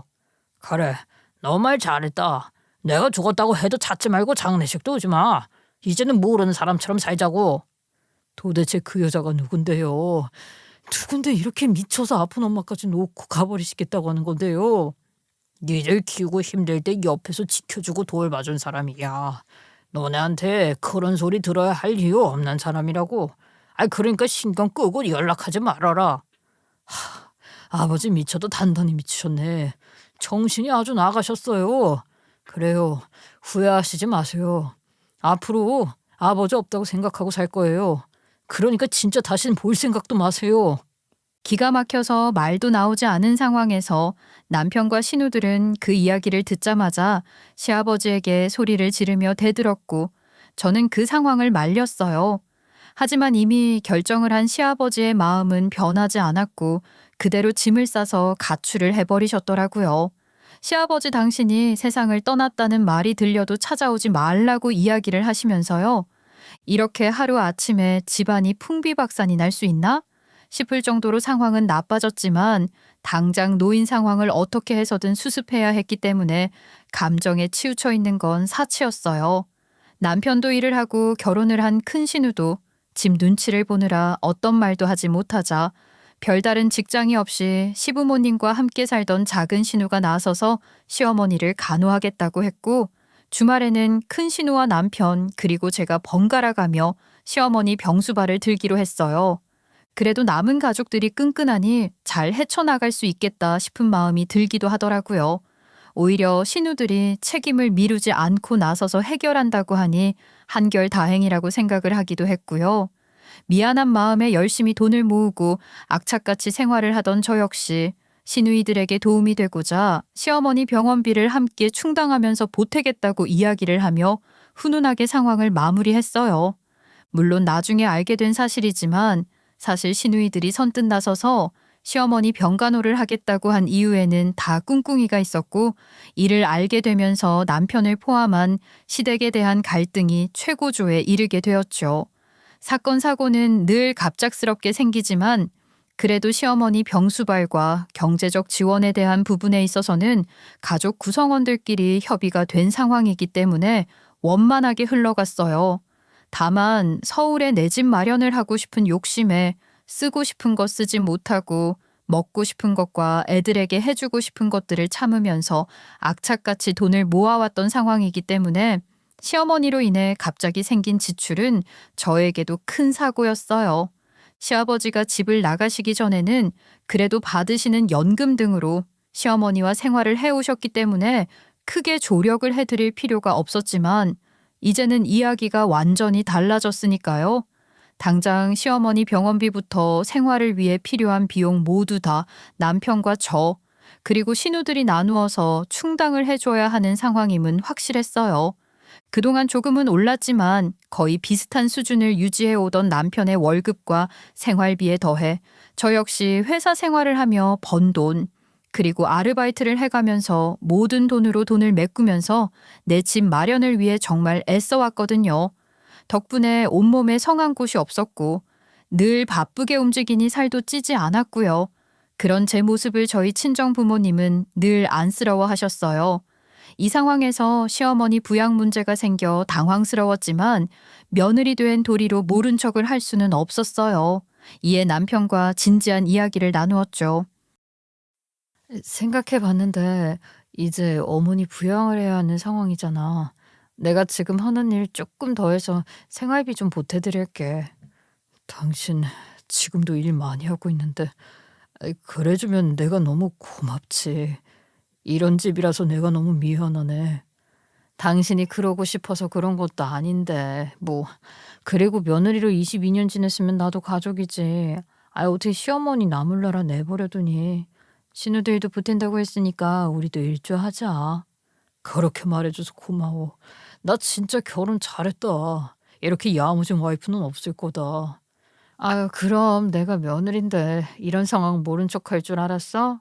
나도 며느리 역할 해야지. 같이 해결해. 우리 가족이잖아. 남편 또한 제가 평생 동안 내 집 마련을 위해 어떻게 일을 하고 지냈는지 봐왔기 때문에 충분히 고마워할 것이라고 생각했어요. 그렇게 지내온 어느 날 이런 제 믿음이 산산이 조각이 나는 사건이 발생했어요. 그날따라 일이 빨리 끝났고 평일이지만 시어머니를 볼 겸 작은 시누이에게 휴식을 줄 겸 시어머니가 입원해 있는 병원으로 향했던 길이었어요. 병원 문 앞에서 들고 오던 간식거리가 떨어져 줍던 중 병실 안에서 큰 시누이와 작은 시누이가 나누는 대화를 우연히 듣게 됐어요. 과일을 먹으면서 아무렇지도 않게 이야기를 했는데 결혼을 해야 할 나이임에도 불구하고 혼자서 지내고 있는 작은 시누이는 변변한 직업도 없이 시부모님과 함께 살고 있었는데 큰 돈을 벌고 싶다는 생각에 선물 투자에 손을 댔다는 사실을 알게 됐어요. 처음에는 소액으로 해봤고 몇 번 수익에 성공을 하니 욕심이 커져 부모님을 설득해 시부모님이 현재 살고 계시던 그 집까지 담보를 잡아서 대출을 풀로 땡겨 투자를 했고 결과적으로는 그 돈을 모두 불과 몇 분 사이에 일어 빚더미에 나앉았다는 사실이었어요. 시어머니가 살던 그 집도 경매로 넘어가는 것만 남았다는 이야기를 큰 시누이와 아무렇지도 않게 나누고 있더라고요. 순간 문 밖에서 그 이야기를 들으며 입을 틀어막았고 왜 이런 이야기를 내겐 공유하지 않았는지 괘씸하면서 황당하더라고요. 정말 파도 끊임없이 사건 사고가 생기는구나. 남편은 이 사실을 알까 싶은 생각을 하면서 문을 열려고 하던 찰나 더 충격적인 이야기를 들었습니다. 아유, 남편이 이 사실을 다 알고 지 와이프 모르게 돈을 좀 더 주니까 망정이지. 아니었으면 어떻게 버텼을지 모르겠어. 야, 너 조용히 해. 누가 들으면 큰일 나. 그리고 그 사실을 와이프가 알아봐. 나래도 우리 애기 아빠가 그렇게 한다고 그러면 다 뒤집어 엎겠다. 아니, 뭘 또 뒤집어 엎어. 가족이 어렵고 힘들면 좀 도와줄 수 있는 거지. 지랑 결혼했다고 내 동생이 장남이 아닌 게 돼? 너는 시집 안 가봐서 몰라. 이게 우리 집 일이니까 나도 그냥 쉬쉬하고 있지. 동생 와이프가 알아봐. 진짜 이혼하자고 해도 할 말 없을 거다.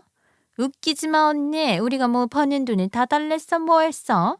막말로 우리가 망하면 지가 더 책임져야 하는데 그것도 못 해줘. 하긴 그것도 그래. 며느리 됐으면 이주 귀신으로 살아야 하는 거지. 그니까 언니도 민정이한테 괜히 미안해하거나 알게 된다고 해도 당황하지 마. 우리가 뭐 못할 짓 했어? 그 이야기를 듣자마자 문을 벌컥 열고 들어섰고 시누이들은 당황한 듯 놀라더라고요. 당장 남편에게 전화를 해 병실로 와 이야기를 나누자고 했고 남편은 그 길로 병실에 왔지만 대화는커녕 저를 끌고 나오면서 본인 누나들 내가 아니어도 힘든데 저까지 보태지 말라고 하면서 집으로 끌고 가더라고요. 집으로 도착하자마자 저는 참았던 이야기를 속사포 같이 내뱉기 시작했어요. 작은 신우로 인해 망한 집에 왜 남편인 당신이 돈을 가져다 바치는 건지, 이런 일이 있었는데 나에게 비밀로 한 이유가 무엇인지에 대해 따져 물었죠. 남편은 오히려 당당하다는 듯 본인이 장남인데 그러면 이런 상황을 그냥 두고만 보냐고 저한테 도와달라고 안 했는데 왜 난리를 치냐면서 오히려 역정을 내더라고요. 내가 그동안 우리 집을 위해서 악착같이 일하고 벌어서 돈 벌고 나 아파도 병원 한 번 안 가면서 돈 벌어 당신 엄마 병원비에 주말에 수발까지 다 했는데 나는 구성원이 아니야? 어떻게 말을 그렇게 해? 그럼 그게 누나들 다 앉혀놓고 할 얘기야? 우리 집 일인데 왜 자꾸 가족들 다 끌어들이면서 죄 만들려고 해? 진짜 성격 이상해 당신. 성격이 이상해? 지금 이게 우리들 일이야? 당신 누나들이랑 같이 작당하고 나 속인 거 아니야. 내가 이렇게 열심히 사는데 그건 불쌍해 보이지도 않디? 그래, 그렇게 한 거 다 당신 욕심에 집 사고 싶어서 한 일이지. 내가 원해서 한 거야? 그래서 그동안 누나들 돕는 것도 당신한테 손 벌린 적 없잖아. 왜 이래? 그래, 그러니까 도대체 그 돈은 어디서 나서 나 모르게 그 집이며 생활비까지 다 보태주고 있었냐고. 당신 나 모르게 돈 꽁쳐두니? 그래. 우리 누나가 힘들다는데 내가 도와주지 누가 도와주냐. 너는 능력이 좋아서 알아서 벌고 알아서 저금하니까 내가 좀 덜 도와줘도 되는 거 아니야. 그러니까 그동안 그 돈 어디서 나서 도와줬는데 똑바로 말해. 내 월급에서 줬다 왜? 그동안 너한테 주는 월급이랑 집에 주는 돈이랑 별개였다 왜? 그니까 당신은 나랑 22년 살면서 월급을 그렇게 계속 속였어? 그래놓고 아무것도 모르는 척, 능력 없는 척 내가 쇠가 빠지게 일을 하는데도 모르는 척 했니? 당신은 억척스럽잖아. 당신이 자처해서 하는 일을 내가 어떻게 말려? 그리고 힘들면 안 하면 되지. 내가 어제 당신한테 일하라고 등 떠밀었어? 당신 진짜 말 다 했어? 지금 이게 나한테 할 소리야? 와, 정말로 정이 떨어진다. 남편의 말을 듣고 난 후 정말 온 몸에 피가 빠져나가는 기분이 들면서 허무하더라고요. 저는 우리 가족을 위해 그리고 며느리로 도리를 다하기 위해 이렇게 노력했는데 결국 남편은 자기 집 식구만 챙기면서 저를 바보 만드는 상황까지 온 것이지요. 더 이야기를 할 가치를 느끼지 못했고 그날부터 남편과 냉전을 유지하며 대화도 하지 않고 지냈어요. 그 과정에서 시어머니는 병세호전으로 퇴원을 했고 이미 경매로 넘어간 집으로는 갈 수가 없는 상황이었지만 내 알바 아니라고 생각했어요. 내 인생의 빌런인 시댁 식구들의 방해에도 불구하고 악착같이 일을 해서 집 매매를 했고 결혼 22년 만에 드디어 방 3개까지 된 내 집을 마련하게 됐어요. 집 매매를 하는 건 오직 제 노력이 99%였어요. 계약금부터 중도금 지급까지 남편이 도와준 부분은 없었고 그래서 더 힘들게 돈을 모으고 일을 해 마련한 것도 사실이고요. 그러니 이 집은 감히 누군가 터치를 할 수 없는 엄연히 내 힘으로 꾸린 내 집이나 마찬가지였어요.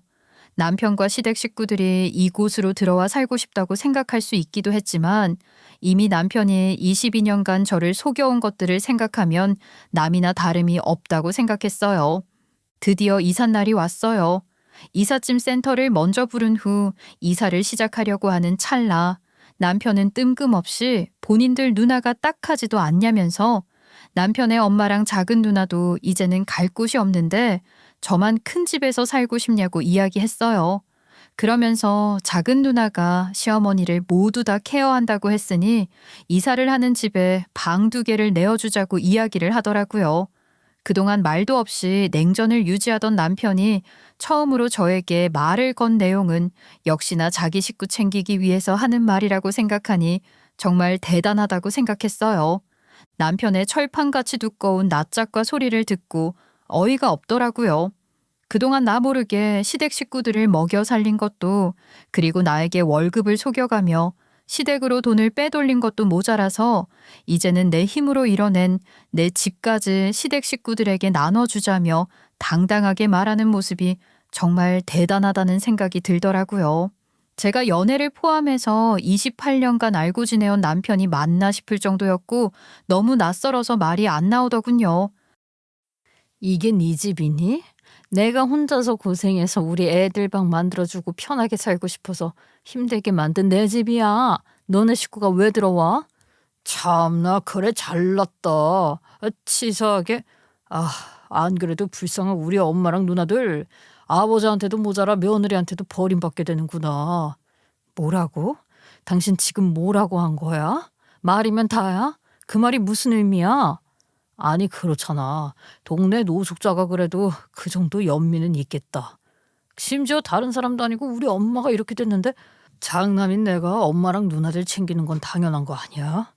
집도 넓어졌는데 그냥 같이 살기만 하자는데 뭐가 그렇게 어려워서 유세를 떨어. 당신 말 잘했다. 그동안 내가 일도 그만두지 않고 애들 해줄 거 못 해주면서 이날만 기다린 거 몰라? 내가 얼마나 노력한지 모르냐고. 애들 생각은 안 해? 당신한테 시댁 식구들만 가족이고 우리 애들은 아니니? 애들은 아직 어리잖아. 건강하니까 어떻게 지내도 상관없고. 근데 우리 엄마랑 누나들은 아니잖아. 너도 우리 집안 며느리로 들어왔으니까 당연히 모셔야지. 안 그래? 아니 내가 왜 그래야 하는데 나는 아무리 시댁 식구들이라고 해도 내 애들이 더 중요해. 그니까 마음대로 들여보낼 생각하지 마. 경고했어. 네 의견은 안 중요해. 빠져. 만약에 우리 엄마랑 누나들 못 들어오게 하면 나 너랑 더 이상 안 살 거야. 네가 그렇게 사랑하는 애들 이혼 가정 만들기 싫으면 가만히 있어. 남편의 마지막 말이 가슴에 꽂히면서 어떻게 저런 말을 할 수가 있지? 라는 생각이 들었어요. 적어도 자기 자식 문제를 그렇게 말을 하면 안 된다고 생각했는데 자기 가족들이 중요하다 보니 눈에 뵈는 게 전혀 없구나 싶은 생각이 들더라고요. 이에 저는 멈추지 않고 이야기를 이어나갔어요. 우리 친정엄마도 넘어지셔서 다리가 부러졌고 그래서 도움을 많이 받아야 하니 그럼 우리 집으로 모시겠다고 이야기를 했어요. 남편의 논리대로라면 아무리 아빠가 있다고 하더라도 엄마 케어를 다 하긴 힘들고 게다가 전 남편처럼 누나들도 없는 외동딸이니 당연히 제가 모시는 것이 맞다고 말하면서요. 만약 남편이 시어머니와 작은 시누이를 데리고 오면 똑같이 해줄 테니 한번 해보라고 엄포를 놨어요. 사실 처음에는 남편의 말도 안 되는 말에 반발심이 들어서 이야기를 했고 친정 엄마가 다쳤다는 걸 뻔히 알면서도 안부 한번 묻지 않았던 남편에 대한 분노가 있었기 때문에 보란 듯이 이야기를 꺼낸 건 사실이었죠. 그러면서 만약 남편이 내 의견을 무시하고 시댁 식구들을 이 집으로 들인다면 나도 나름대로 생각이 있고 내 식대로 행동할 테니 후회할 행동을 하지 말라고 이야기했어요. 적어도 이 정도 이야기를 하면 남편이 우기기는 해도 정말로 시댁 식구들을 끌고 들어올 것이라고는 상상도 하지 못했죠. 제 마지막 경고엔 남편은 가소롭다는 듯이 남편은 네가 정말로 감당할 수 있으면 한번 데려와 보라면서 비아냥거린 후 자리를 뜨더라고요. 상황은 이렇게 일단락이 됐지만 설마 정말로 시어머니와 작은 신우를 끌고 들어오는 건 아니겠지. 만약 그렇다면 나도 대책 강구를 해야겠다는 생각으로 만반의 준비를 하고 있었어요. 하지만 설마 했던 제 기대는 말 그대로 기대로 끝이 나게 된 것은 그날 밤에 알게 됐어요. 남편은 제 말을 무시한 채 결국에는 시누이들과 시어머니를 모시고 이제 막 이사를 한 집으로 들어왔어요. 그리고 그 모습을 본 저 역시 가만히 있지 않았죠. 그날 밤 우리 집에서 벌어진 광경을 보고 결국 온 시댁은 발칵 뒤집히게 되었어요. 남편에게 분명히 알아듣게 이야기를 했다고 생각했고 정말 우리 아이들과 저를 가족이라고 생각한다면 말은 그렇게 했어도 쉽게 결정할 일은 아니라고 믿었는데 그 믿음을 완벽하게 무시한 것이지요. 아무렇지도 않게 들어서면서 아이들을 부르며 친할머니가 왔으면 인사를 하라고 이야기를 하는 남편의 모습을 보고 저는 너무 화가 났어요. 그래서 처음에는 남편에게 으름장을 놓을 목적으로 했던 이야기였던 제 계획을 정말 실행하기로 마음을 먹었고 똑같이 한번 당해봤으면 하는 마음으로 진행했어요. 역시 제대로 된 복수는 눈에는 눈, 이에는 이로 대응하는 것이기 때문에 곧바로 친정 부모님에게 전화를 걸었어요. 늦은 저녁 갑자기 온 전화에 놀라셨는지 아버지가 급하게 전화를 받으셨고 저는 지금 집으로 가겠다고 이야기를 했고 집으로 도착해 그동안 친정 부모님에게도 알리지 않고 버텨왔던 모든 사실들에 대해서 모두 다 털어놓게 되었어요. 친정 아버지는 제 이야기를 모두 듣더니 몹시 화가 나셨고 제 이야기를 듣고는 똑같이 해줘야 한다고 말씀하시면서 지금 당장 짐을 싸서 저희 집으로 오겠다고 하셨어요. 지금 현재 상황은 친정 부모님까지 개입을 하지 않는다면 해결 자체가 어려운 상황이 될 것이 뻔했기 때문에 직접 움직여서 본때를 보여줘야 한다고 이야기를 하셨고요. 막상 친정 부모님께 이런 이야기를 하고 난 후에 집으로 오신다고 하는 이야기까지 들으니 혹시라도 가족끼리 싸우는 상황이 벌어지는 건 아닐까 문득 걱정이 되었어요. 제 그런 마음을 읽으셨는지 친정아버지께서는 절대 싸울 의도 없으니 걱정 말라고 이야기를 하신 후 짐을 정리하셨죠. 남편은 시어머니와 신우들이 집으로 와 지내는 게 좋은지 제가 늦은 저녁 집을 나가 들어오지 않는데도 찾지도 않더군요. 결국 짐을 다 싼 후에 저 역시 친정엄마와 아빠를 모시고 저희 집으로 출발을 했어요. 집으로 들어가는 현관 비밀번호를 누른 후 문을 열자 제가 본 광경은 정말 황당하기 그지 없더군요. 이미 자기 집처럼 짐을 다 풀었고 거실에 앉아서 TV를 보고 있더라고요. 편하게 앉아서 TV를 보다가 저를 보며 어디 갔다가 이제 오냐고 이야기를 했지만 저는 대답하지 않았고 이내 모두가 현관 쪽으로 시선을 옮긴 후 놀랐는지 벌떡 일어서더라고요. 친정아버지는 오히려 넉살 좋게 인사를 하며 시어머니에게 몸이 안 좋으시다고 하더니 괜찮냐며 안부를 물으시면서 오히려 이렇게 다 같이 만나니 반갑다고 이야기를 하시면서 들어오셨어요. 그리고 그 모습을 본 시어머니는 휴유증으로 말을 더듬으시면서 당황스러움을 감추지 못하시더라고요. 그런 모습을 보면서 친정아버지는 얼굴 하나 변하지 않고 이야기를 계속해 나가셨어요.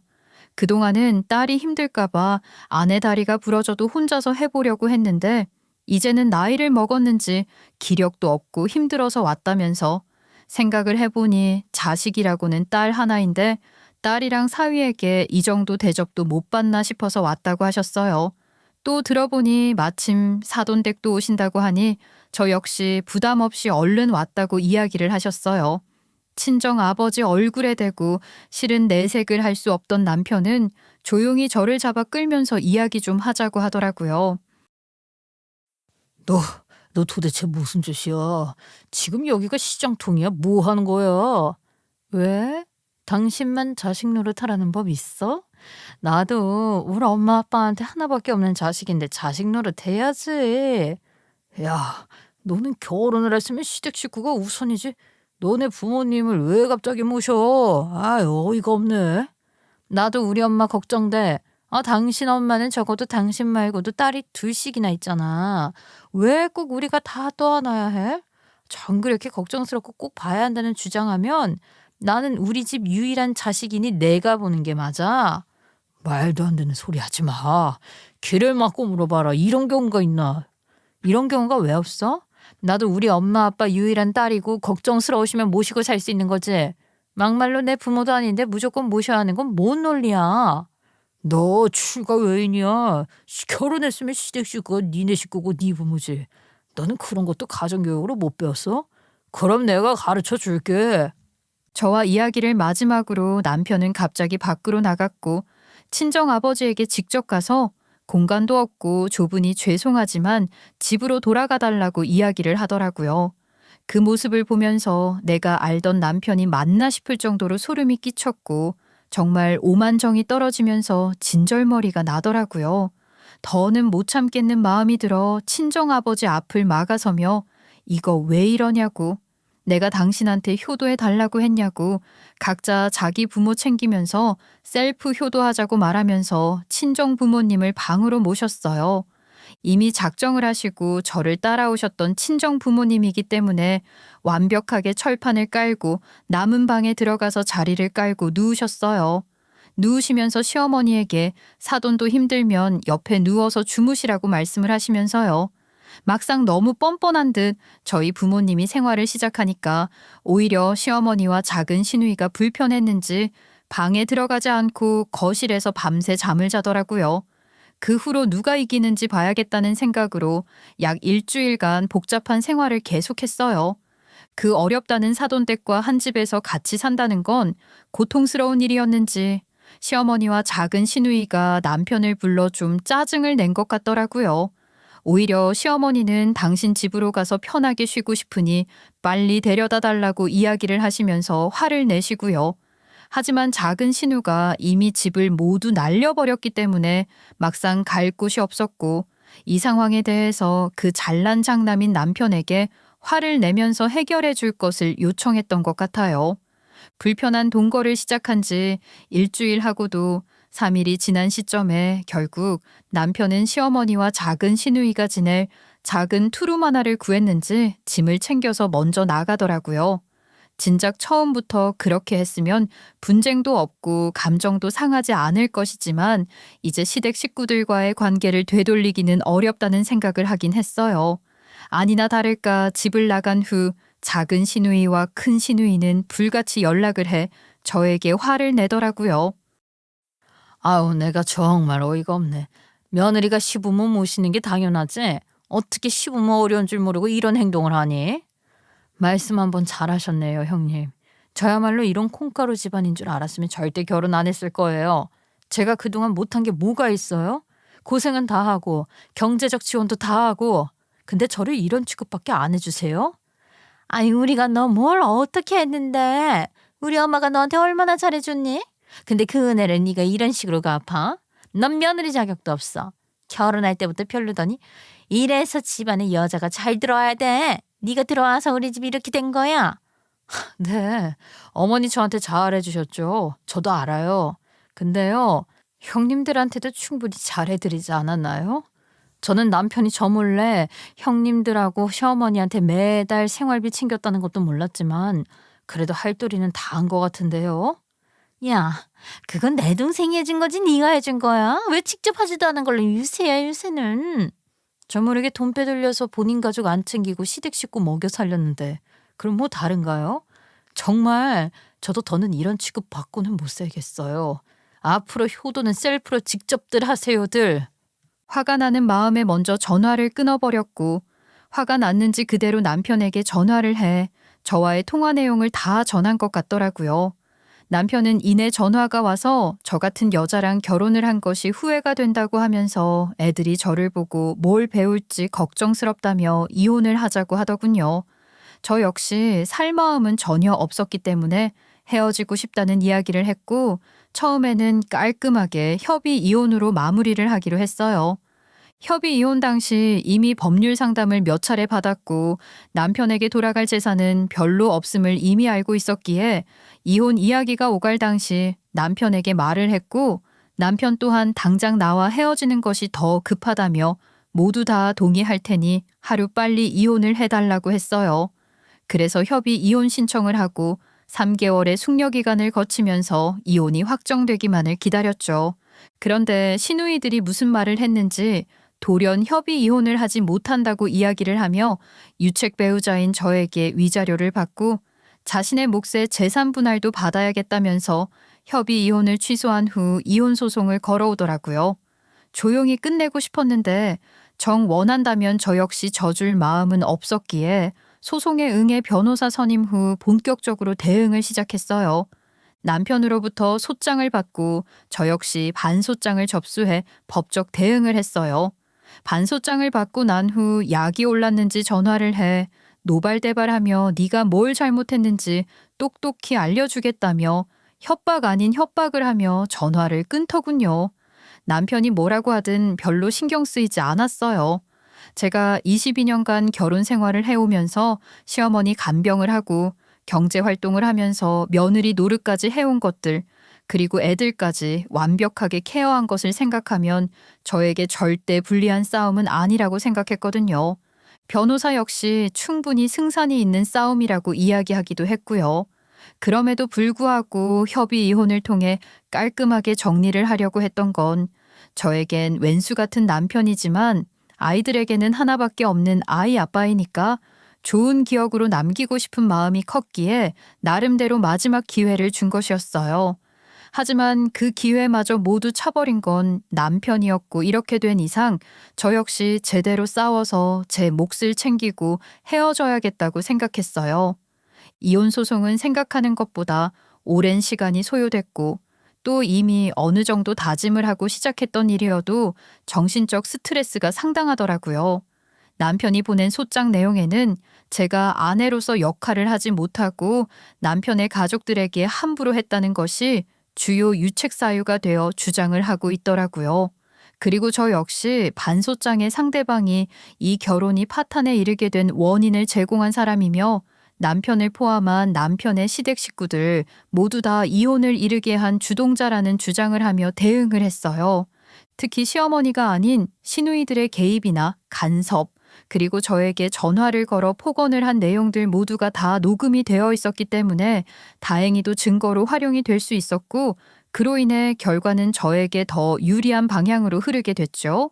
이에 저는 혼인 파탄의 원인 제공을 한 남편에게 위자료 청구를 했고 재산 분할에 있어서도 남편의 기여도는 별로 없다는 점에 대해 적극 주장을 했어요. 어차피 남편은 아이들 양육을 하지 않겠다고 했기 때문에 이 소송을 통해 이혼의 책임은 남편에게 있다는 것과 위자료 지급 그리고 재산 분할을 내 몫으로 이끄는 것이 가장 중요했어요.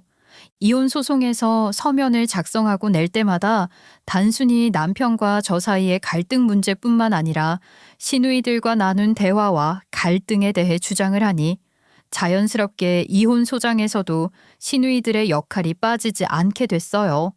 서면을 받아본 남편은 그 내용을 확인하자마자 저에게 연락을 해 노발대발 화를 내더군요. 이는 우리 둘 이혼인데 전혀 관련이 없는 시누이들까지 끌어들여서 문제를 크게 만드냐고 하면서 화를 내더라고요. 하지만 말은 똑바로 해야지 남편과 저 사이의 문제였다면 과연 일이 이렇게까지 이어지고 이혼까지 하게 되는 상황이 왔을까요? 당사자인 제가 아니라 누구라도 이 상황을 듣는다면 시댁 식구들로 인해서 이혼에 이르게 된 것이라는 걸 모르는 사람은 없을 텐데 말이죠. 저 또한 할 말은 많았지만 변호사님께서 가이드를 해주신 대로 소송 중에는 어떤 말도 하지 말라는 것을 새기며 대응하지 않고 전화를 끊었어요. 잘 모르는 남편이 보더라도 소송 과정에서 그 결과가 자신에게 불리하게 작용할 것이라는 생각이 들었던 것 같더라고요. 급기야 결과가 불리해질 것이 걱정스러웠는지 평소에는 찾지 않던 두 아들을 만나서 설득 아닌 설득을 했더라고요. 아무리 그래도 남편 역시 아이 아빠이고 부모인데 아이들에게 엄마인 제 험담을 하며 부정적인 이야기를 하고 싶었을까 싶으면서도 한심하더라고요. 이런 남자를 자상하고 괜찮은 사람이라고 믿고 결혼까지 한 제가 한심해질 정도였어요. 이혼 소송의 꽃이라고 할 수 있는 가사 조사까지 진행을 하게 됐고, 이에 아이들을 설득해서 저를 세상에 둘도 없는 나쁜 여자로 만들고 싶었던 것 같아요. 하지만 이제 사춘기에 이르렀고 어느 정도 사리 판단이 충분한 아이들이 아빠가 하는 말을 그대로 믿으면서 움직여 줄 리가 없었죠. 오히려 저는 엄마 아빠로 인해서 이혼하는 과정을 봐야 하고 잘 알지는 못하지만 모든 막장 상황을 보고 느끼게 만든 것에 죄책감이 느껴지면서 미안하기만 했는데 남편은 자신 살 길에 급급해 아이들 마음은 전혀 고려하지 않더라고요. 엄마, 오늘 학교 끝나고 아빠가 나 찾아왔어. 아빠가? 아빠가 우리 아들 보고 싶어서 오셨었나 보다. 아빠가 뭐 맛있는 거 사줬어? 아니, 나 만나서 지훈이까지 데리고 집으로 가서 고모들이랑 같이 얘기했어요. 어? 고모들까지? 무슨 얘기를 했는데? 엄마 얘기. 엄마가 얼마나 나쁘고 아빠를 버린 다음에 혼자서 잘 먹고 잘 자려고 하는지 막 얘기를 하더라고. 그러면서 가사조사? 그거 할 때 엄마가 먼저 이혼하자고 했고 이렇게 만들었다고 얘기하래. 그랬어? 참. 엄마랑 아빠 때문에 너희까지 이런 얘기 듣게 해서 엄마가 너무 미안하네. 엄마, 우리도 이제 알 거 다 알고 뭐가 문제인지 알아요. 엄마가 잘못한 것보다 아빠랑 고모들 문제가 더 크다는 것도 알고 걱정하지 말고 미안해 하지 마. 우리 아들 이제 다 컸네. 엄마 마음도 읽어주고. 근데 고모들이나 아빠 말 듣지 말고 지훈이랑 네가 생각한 대로 이야기하고 말해. 이런 조사까지 받게 해서 엄마가 정말 미안해. 당연하지. 나도 다 생각이 있어. 엄마 걱정하지 말라고 얘기해 주는 거야. 그래. 아유, 엄마 생각해 주는 건 우리 아들들밖에 없다. 고마워. 결과적으로 아이들은 자신들이 느끼고 생각한 바대로 가사조사에 임했어요. 아이들 눈에도 아빠와 고모들, 그리고 친할머니가 불편했고 이상해 보였는지 그런 마음을 그대로 가사조사관에게 전달을 했더라고요.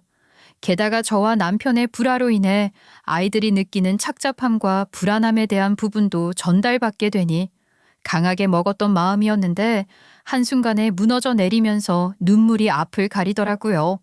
너무 미안하지만 더 행복하게 해줄 수 있기 위해서는 어쩔 수 없는 결정이라고 생각했어요. 세상에는 인과응보라는 말이 있죠. 뿌린 대로 거둔다는 뜻인데 남편은 아이들과 저라는 가족에게는 뿌린 것이 너무 없었는지 결국에는 외면을 당했고 이혼은 결정되었어요. 이미 헤어진다는 건 기정사실이었지만 자신의 잘못을 공식적으로 인정받고 그 책임에 따른 위자료 지급을 해야 한다는 상황을 떠안은 채 그렇게도 소중한 누나들과 시어머니 품으로 돌아가게 됐어요. 이제는 전 남편이라고 표현을 해야 하는 남이 되었고요. 소송의 결과는 당연히 저에게 매우 유리한 판결을 받게 되었어요. 전 남편과 전 남편 식구들의 만행으로 인한 혼인 파탄이 인정되었고 흔히 시부모님이나 시누이와 같은 관련이 없는 사람들에 대해서 위자료 청구가 어려운 점을 감안해서 변호사는 이 모든 부분들에 대해 통합적으로 위자료 청구를 할 수 있도록 높은 금액을 청구했는데 어느 정도 감액이 되긴 했지만 그래도 무려 5천만 원이라는 위자료 지급 판결을 받아낸 후 마무리할 수 있었어요.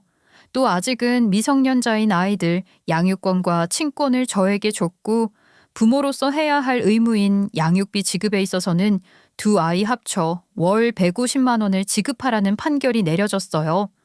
전 남편이 협의 이혼을 취소하고 본격적인 이혼 소송을 제기했던 가장 중요한 포인트는 바로 제가 열심히 모아서 마련한 이 집 때문이었는데요. 이 집은 당연히 제가 마련을 했고 그렇기에 제 명의로 되어 있었고 무엇보다 아이들을 변함없는 환경에서 키우기 위해서는 재산 분할을 하더라도 이 집은 제가 소유하는 것이 더 나은 결과라고 판사님도 생각했던 것 같아요.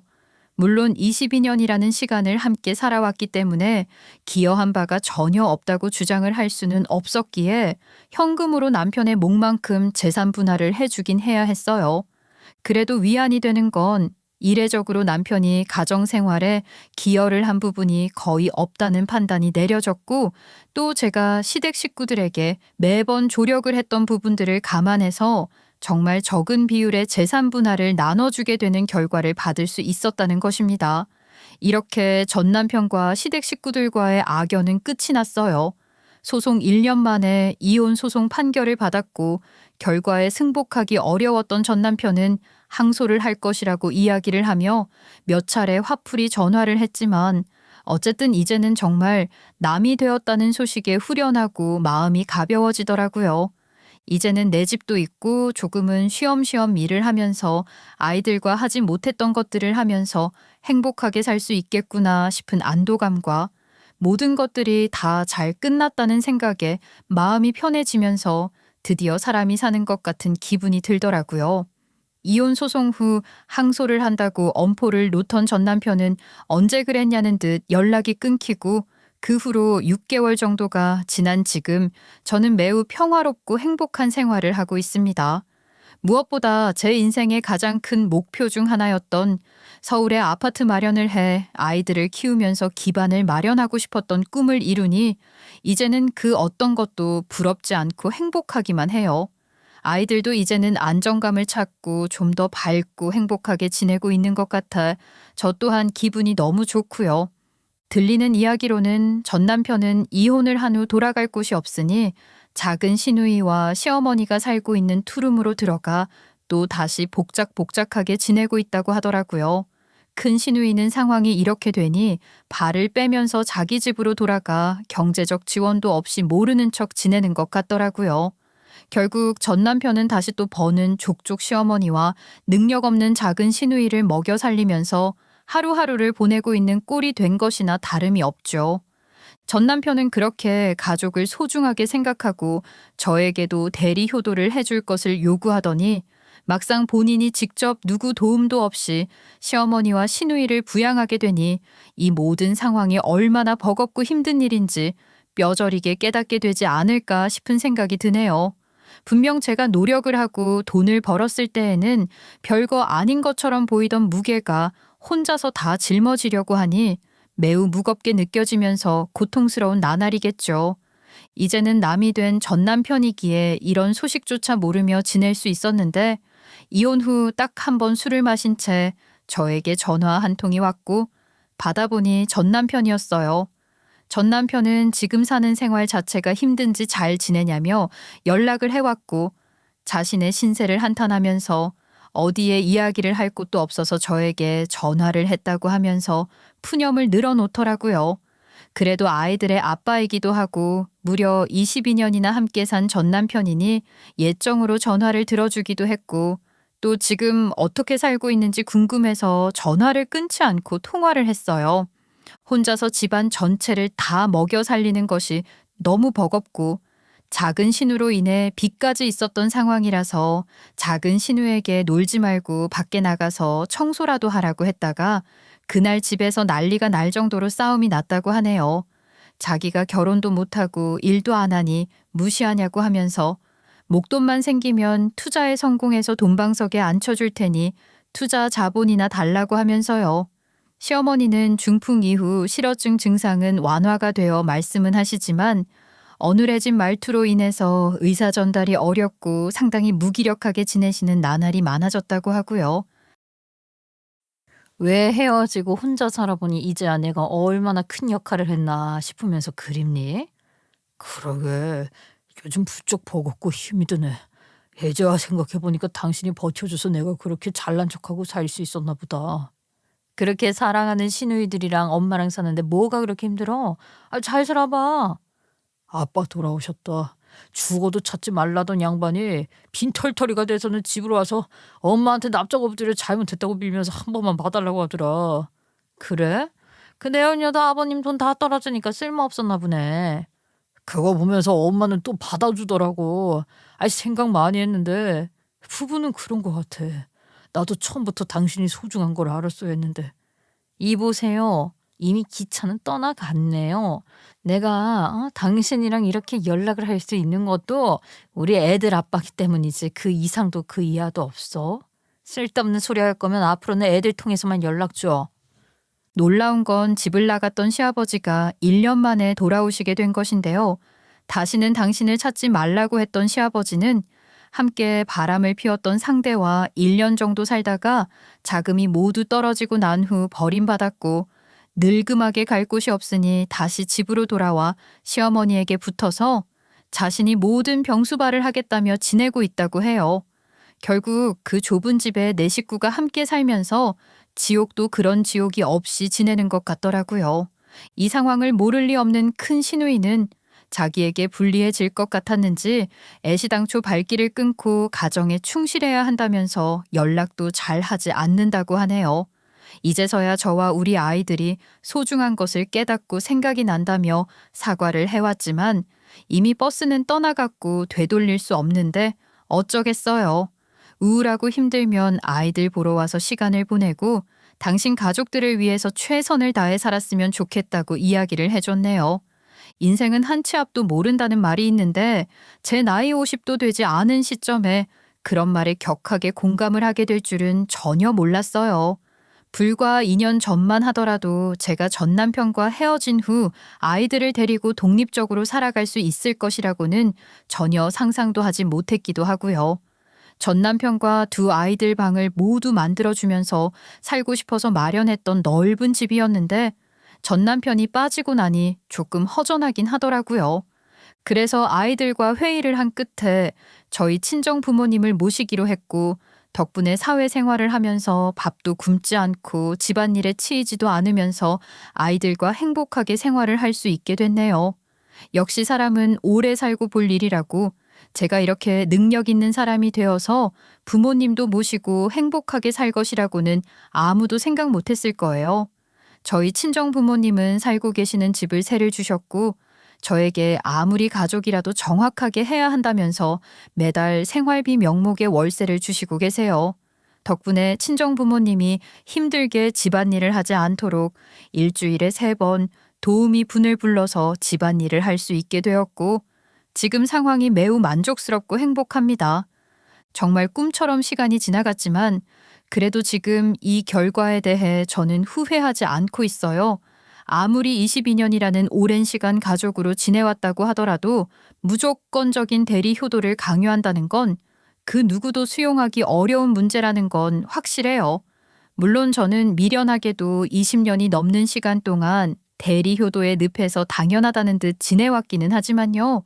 아마 제 사연을 듣고 계시는 분들 중에는 저처럼 바보같이 참고만 지내시는 분들은 없겠죠.